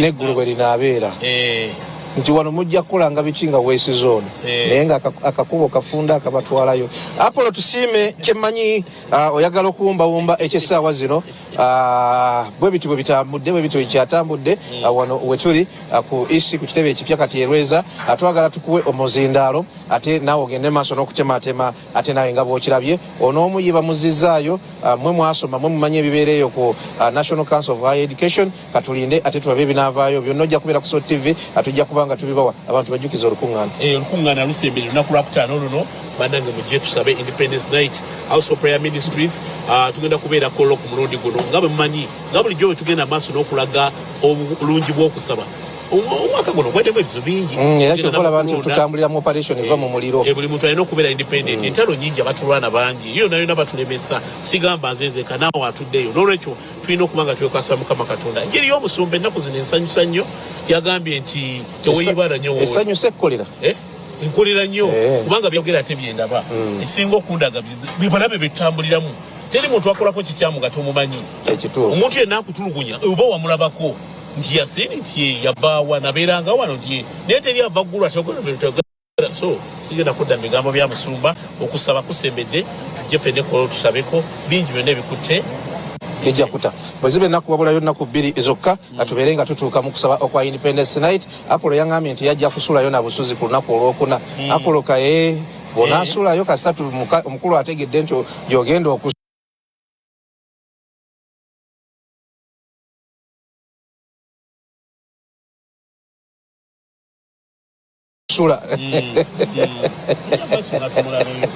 Apollo tusiime tusanyiza okubanga tuzemu kusisinkana eno Katemba atandise nga bwe yatandikanga akalulu amini bagenda okujjayo empapula ate okuzizza kwawedde naye okuzza bino ebisembayo mulabye ekigeze maaso. Over now to you Apollo tusiime ogende maaso n'okuwumbawumba ensonga ey'essaawa zino nga bwe tukirabye. Tujja kwegattako bwana abaayi abalala abaze but for now katukuddiza omuzindaalo eggwanga naawe litemeretemere ku mbeera nga bw'ogiraba eno gye tuli n'eri ekololo ekiriyo essaawa zino. Tweyanze nnyo tweyanzege ttiimu yaffe Robert Mutebi Nanyinifield ne Grace Girinya abali wali e Lweza ku kitebe ky'akakiiko k'ebyokulonda nga bagenda maaso n'otutuusaako enteekateeka nga bwe ziri mu kusunsulamu kwabo abeesimbeyo ku obukulembeze bw'eggwanga Uganda nga kadde akayiseekaawo katono omu kwabo abeesowoddeyo Elton Joseph Mabirizi yasindikiddwa eri akakiiko akakwasaganya ensonga z'obuyigirize ku mutendero gwa waggulu National Council of Higher Education kakakase empapula ze nti lazima ez'obuyigirize ntuufu awono alyoka akomewo enteekateeka y'okwesimbawo kwe egende mu maaso. Okusinziira ku Justice Simon Byabakama teyatuwadde kituufu kyennyini ekyagobeza Elton Joseph Mabirizi naye yatugambye nti empapula ze zibadde zeetaaga obaolyawo ku certifyingibwa. Tetutegedde era kituufu mpapula ki zabadde ateekwa okucertifyinga kubanga abamu boogera ku masters degree ye naye ate tujjukire nti Elton Joseph Mabirizi yeesimbawoko mu 2016 yavuganya mu kalulu ako akobwa president ekitegeeza nti akakiiko ke kamu wadde ng'obukulembeze bwali bwa njawulo naye ke kamu akaali kamusunsula era ne kamukakasa nti yali agwanidde okwesimbawo okuba president. So okusinziira ku Presidential Elections Act ekyetaagisa ye minimum qualification eya A-level or equivalent. So oli bw'abanga Elton Joseph Mabirizi yeesimbawoko n'avuganya mu 2016 tulowooze nti luli empapula ze yakozesa ku luno ze yaleese endala ndowooza ekyo oba oliawo simanyi oba ze yaleese ze zimu naye teziri certified ndowooza yayinza okuba problem kubanga sirowooza nti akakiiko luli bye kalaba ate kati kalabye ebirala sirowooza ze ndowooza nti kisoboka okubanga ate olupapula olwetaagisa okusinziira ku tteeka ye a qualification ekakasa nti watuula S6 oba ekyenkanankana. So masters degree simanyi bweyingiramu mu nteekateeka eno naye ekyemanyi nti ayinza okuba ze yaleese zibadde teziri certified kubanga ne bw'oleeta pass slip oba certificate ya S6 A-level certificate oteeka okubanga eri certified ekyo kyoba ekito bwe kiri. So simanyi oba zaleese ze zitali certified simanyi obutuufu bwakyo naye tulinde kubanga akakiiko kamuwadde okutuusa ssaawa 10 wetwogerera kati ziri ssaawa 7 n'eddakiika nga 49 weewaawo bamuwadde okutuusa ssaawa 10 naye ate okuwawukanako ne Robert Mutebi akakiiko Justice Byabakama amugambye nti ne bw'aba tasobodde leero asobola okukomawo enkya. Robert Mutebi otugambye nti ayina obudde obw'okuva kati okutuuka ssaawa 10 n'edda bamugambye nti ne bw'aba tasobodde leero olw'enkya nalwo weeruli nti baagala kumuwa omukisa ye abanga alemereddwa then kitegerekeke nti bigaanyi naye nga tekiri ku side y'akakiiko which I think is fair. That is the fairness we can talk about nti akakiiko n'olwaleero bwe bibanga bigaanyi tekikugaanira okukuwa omukisa mu lunaku olulala ng'olunaku olw'enkya bwe lukyaliyo ate nze ndowooza nti n'enkya bwe bibanga bigaanyi akakiiko tekikagaana okwongezayo olunaku lumu sirowooza nti kiri cast in stone nti ennaku za nomination ziteekwa okuba 2 eteekwa okuba leero n'enkya nedda ne bweba ow'enkya naye afunye obuzibu basobola okumuwomaganya nti komyawo olunaku oluddako then osobola okuba nga obeera nominated ovuganye kubanga okwesimbawo it is a right it is a fundamental right okusalawo neweesimbawo okuvuganya okukulembera oba okukulembera ate ku kibe ekituuka ku level ey'obwa president ndoozaawo bateeka okuwa buli omu omukisa then eggwanga lisalewo oba abalonzi basalewo oba atuukiridde oba tatuukiridde. So I think that is the fairness we can talk about mu EC eruddo lwa EC. Thank you so much aba Electoral Commission kyemakoze kyekyo babanga waliwo ensobi agenda gitereeze then akomewo itereezebwe akomewo abeere nominated naye atuuliza nawe yakatwegattako mu kiseera kino kyennyini tukujukiza nti eno day 1 eya nominations presidential nominations bwe tulabye eyakakakasibwa ye Yoweri Museveni Kaguta Tibwabulwa oyo ye yakakasiddwa era wetwogerera yandibanga ateekateeka kwegatta ku bawagizi be eri ku Kololo Independence Grounds basobola okubanga ate basanyukamu n'oku abeereko ne speech ey'enjawulo gyawa eri abalonzi be abawagizi be then n'eggwanga lyonna okutwaliza wamu nga yakamala okakasibwa then tulindirire okulaba Robert Kasibante okuva mu kibiina ekya National Peasants Party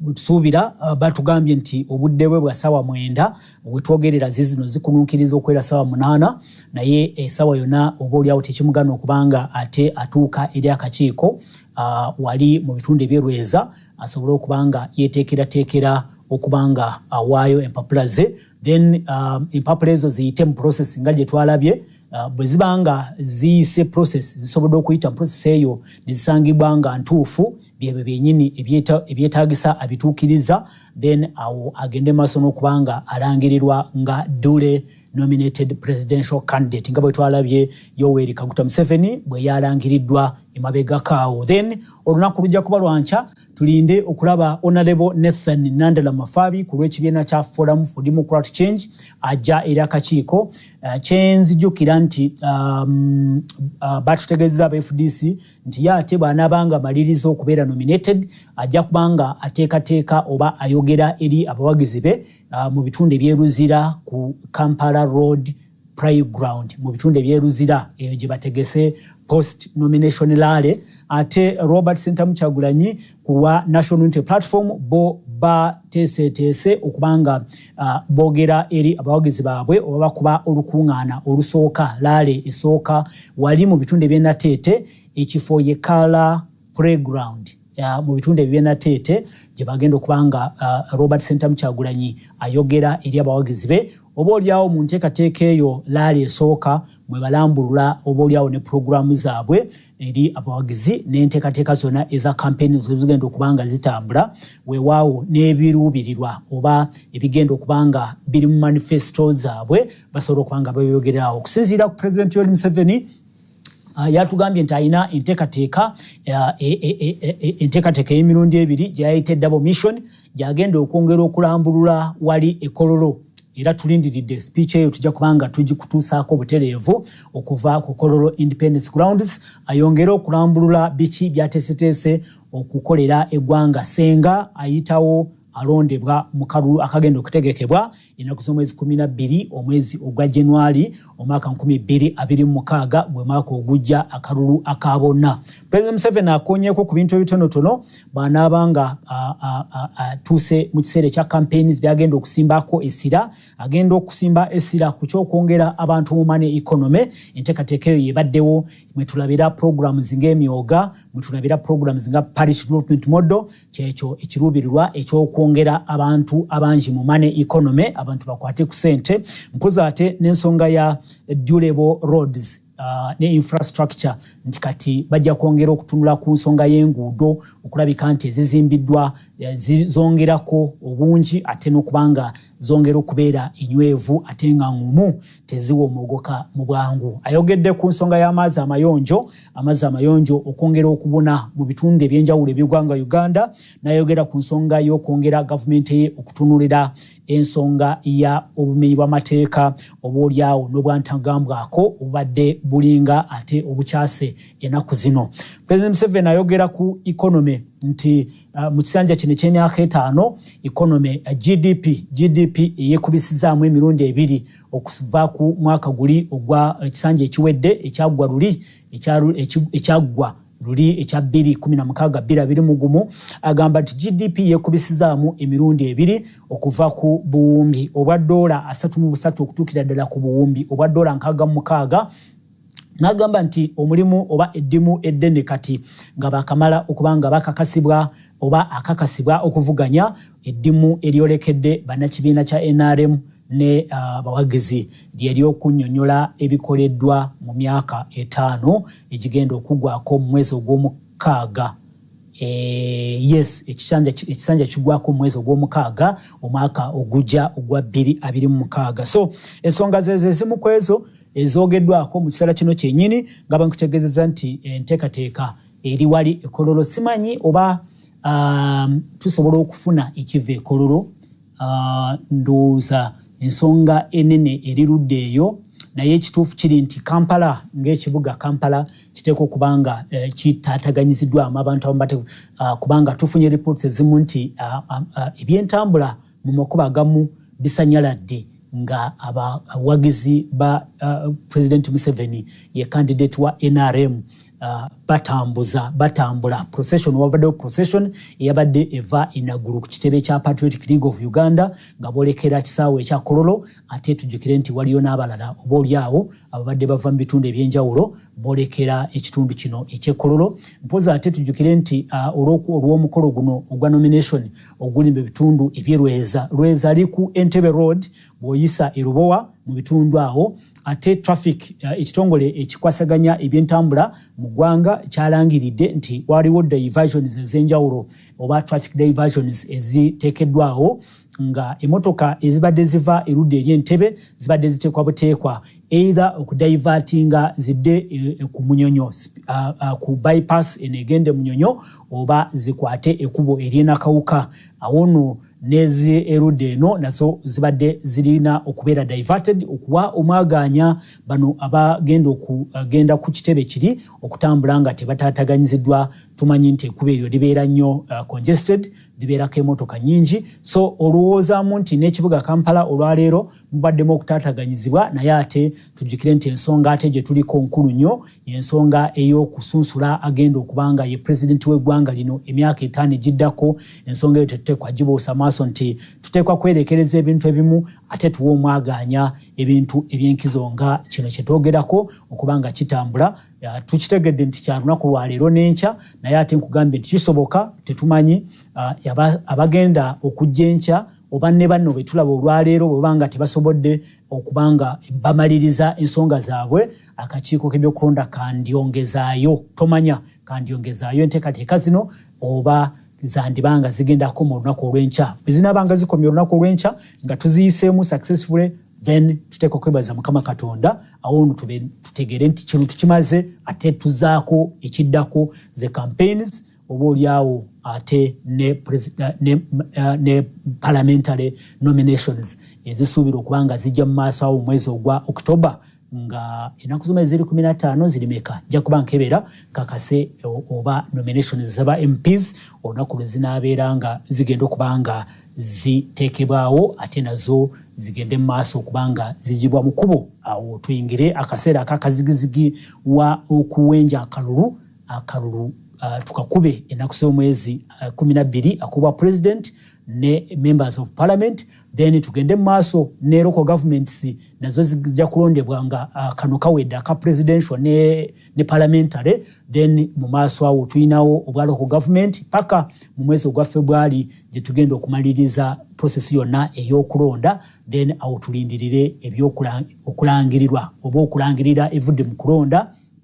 Bwe binnamala okubanga birangiriddwa awo tufunemu ka break, then mwezi ndowooza guba gwa 5 gwa 6 eyo tufune handover ceremony abeera awangudde abeerenga alayizibwa wabeerewo okulayizibwa then eggwanga tumukulembeze omujja oba omupya bwenjogera omupya sitegeeza nti President Museveni tasobola kubanga yalondeddwa ntegeeza nti bw'anaabanga yalondeddwa emitendera bwe gityo bwe giri ateekwa buteekwa okubanga alayizibwa emikolo egyo gitera nnyo okubeera ekololo ajja kugenda wali ekololo akwate ssemateeka agiwanike ne bayibuli alayire ekisanja okufuga eggwanga lino ekisanja ekirala eky'emyaka 5 so enteekateeka bwetyo bweri tuli mu kaseera akali very fragile naye akali ak'obuvunaanyizibwa ak'enkizo mu by'obukulembeze bw'eggwanga lino Uganda tujjukire nti ebimu process ezisoose tuliko bwe tuzituusiriza ng'abakulembeze b'abavubuka twamaze dda okubalonda tubamanyi abagenda okubeera mu parliament abagenda okuchairinga national youth councils tubamanyi emitendera egimu twagimaze naye ate emitendera egiddako gyeminene ate gye egy'obuvunaanyizibwa obaoliawo gye gisinga okuba egy'obuvunaanyizibwa so tugenda maaso n'okutematemera ebintu bwe bityo bibiri nakutegeezeza nti bwe tunaabanga tufunye omukisa tujja kubanga tufuna bifaananyi ebiva ekololo awali post nomination rally eya candidate wa NRM olwaleero tetwogera ku aspirant tetwogera ku flag bearer twogera ku candidate owa National Resistance Movement kubanga yamaze dda okubanga akakasibwa butereevu akakiiko k'ebyokulonda nti agenda kubeera ku ballot wetwogerera tulina omuntu omuyeka yali guaranteed okubeera ku ballot eya 2026 naye ate tumanyi nti wakyali omukisa ogw'abalala nabo okubanga bagenda ku ballot Elton Joseph Mabirizi bw'anaabanga akomezaawo empapula z'obuyigirize nga ziri certified kubanga tebatubuulidde nti waliwo ekirala ekimubanjibwa ate okubanga signatures bakakasa nti azirina bateeka okubanga batunudde muli ne balabanga ebirala nga ebifaananyi ebyokuteeka ku ballot abirina bituufu kyebamugobedde kyokka kyekya okusatifyinga empapula ze bw'anaabanga azisatifyinze mu budde ajja kubanga azikomyawo ate naye abeere nga akakasibwa okubeera ku ballot then tulabe n'abalala bwe batyo bwe banaabanga bazze olunaku olw'enkya weewaawo bwe bunaazibira tetumanyi twandibanga tujja kubanga tutegedde ekifaananyi ky'akakonge bwe kigenda okubeera ntunuddeko wano nga mu 2016 abaali beesimbyewo baali eyo mu 12 nsuubira nga mu 12 kambategereko wano ndabako Abedi Bwanika eno yali 2016 yali Abedi Bwanika Mbabazi twalinako Baliamuleba Venasius twalinako awo Benoni Buta Biraro onono mugenzi mukama muumuze twalinako Chiza Besti Kifefe ali mukomera olwaleero te yali amaze okulangirira nga bw'atagenda kuddamu okwesimbawo ku bwa president oyo then tuyinawoko Mabirizi Joseph ono gwe twogerako yennyini twalinako Maureen Faith Chalya Walube ate twalinako ne Yoweri Kaguta Museveni omu 2 3 4 5 6 7 8 bendabako mu kiseera ekyo kya 2016 so 2016 bwe banga baali 8 nandyagadde okumanya mu 2021 baali bameka then ekitegeeza nti twandirabanga omuwendo oba akakonge kakendedde mukaawo twandirabanga akakonge kakendedde mukaawo ndabako wano mu 2021 twalina Amuriat Oboy Patrick wa FDC twalinako Kabuleta Kiza Joseph twalinako Kalembe Nancy Lydia kwaliko Katumba John kwaliko Kyagulanyi Robert Sentamu Mao Norbert twalinako Mayambala Wire Mugisha Muntu Greg Mwesje Fred Tumukunde Henry Kakurugu then ne Yoweri Museveni Tewahurwa Kaguta twogera ku omu 2 3 4 5 6 7 8 9 10 11 abaali ku kakonge mu 2021 olwaleero banawera 11 oba nedda obubonero bulaga nti bandibanga bayinza okukendeeramuko kubanga olwegula akakiiko bekabanga katukakasiza nti ababadde bamaze okutuukiriza ebibasabibwa baali 5 weewaawo baatugambye nti balindiridde okulaba wali abalala abajja John Katumba yabadde tanakutuukiriza byetaagisa n'abalala nabo tujjukire nti owekitiibwa Robert Mao ye yalangiridde nti agenda kuwagira President Museveni. Ekibiina kya Democratic Party kyagambye nti tekigenda kumala budde mbu kyesimbawo oba kiteekawo candidate kabafokasinge ku kyokuleeta ababaka ba parliament. Then ekibiina kya UPC akakiiko by'okulonda kabagobye bonna ababadde bazze okwesimbawo oba okuteekayo okusaba kwabwe kabagobye olw'emisango n'endooliito eziri mu kibiina. So UPC tegenda kuleeta candidate, DP tegenda kuleeta candidate, DF ekibiina ekipya ekya Democratic Front nakyo kyalangirira dda nga bwe kitagenda kuleeta candidate. So ndowooza mpozi tulindirira okulaba Major General Retired Gregory Mugisha Muntu banaabanga yaleese kuba ye ensonga y'emikono yabadde ekyagulumbya bannakibiina okulaba nga bagiweza. Mpozi ne John Katumba n'abalala kale bwe banaabeerayo tunaabalaba naye ekyenda baŋŋanze feesi ya ballot yandibanga ku mulundi guno ejja kubanga ekyukamuko bajja kubanga bakendeeramuko obutenkana betwalaba mu 2021 olwa embeera oba oliawo ey'okuba nti bano aba DP bavuddemu aba UPC ne bavaamu mu kintu ate n'ebibiina ebipya byetwogera composing nga Common Man's Party ekibiina kye ekikulemberwa Honorable Mubaraka Munyagwa nabo emikono girabika gyagaanye tubalinde nabo oba banajja naye amazima matuufu ballot yandibanga egenda kubanga ekyuka mu mbeera eyennyini. Naye embeera y'obwete bweri abali ku kitebe eky'akakiiko ttiimu yaffe Robert Mutebine ne Grace Segirinya bajja kubanga ebintu bongera kubituwa erudde eyo. Nkugambye nti tulindiridde okulaba bonaabaayo omulala ajja kusaba 9 naye tekigaana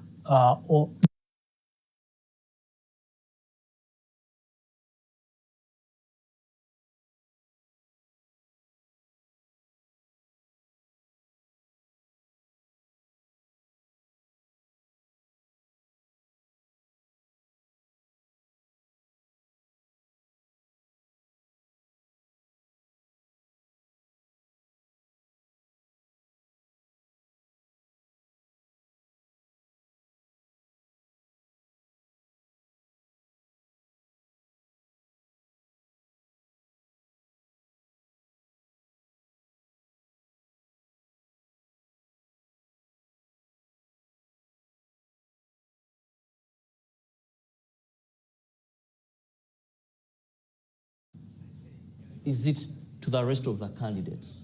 Because democracy, we must at least ensure there may never be a plain leveled ground, but we must have fair and basic principles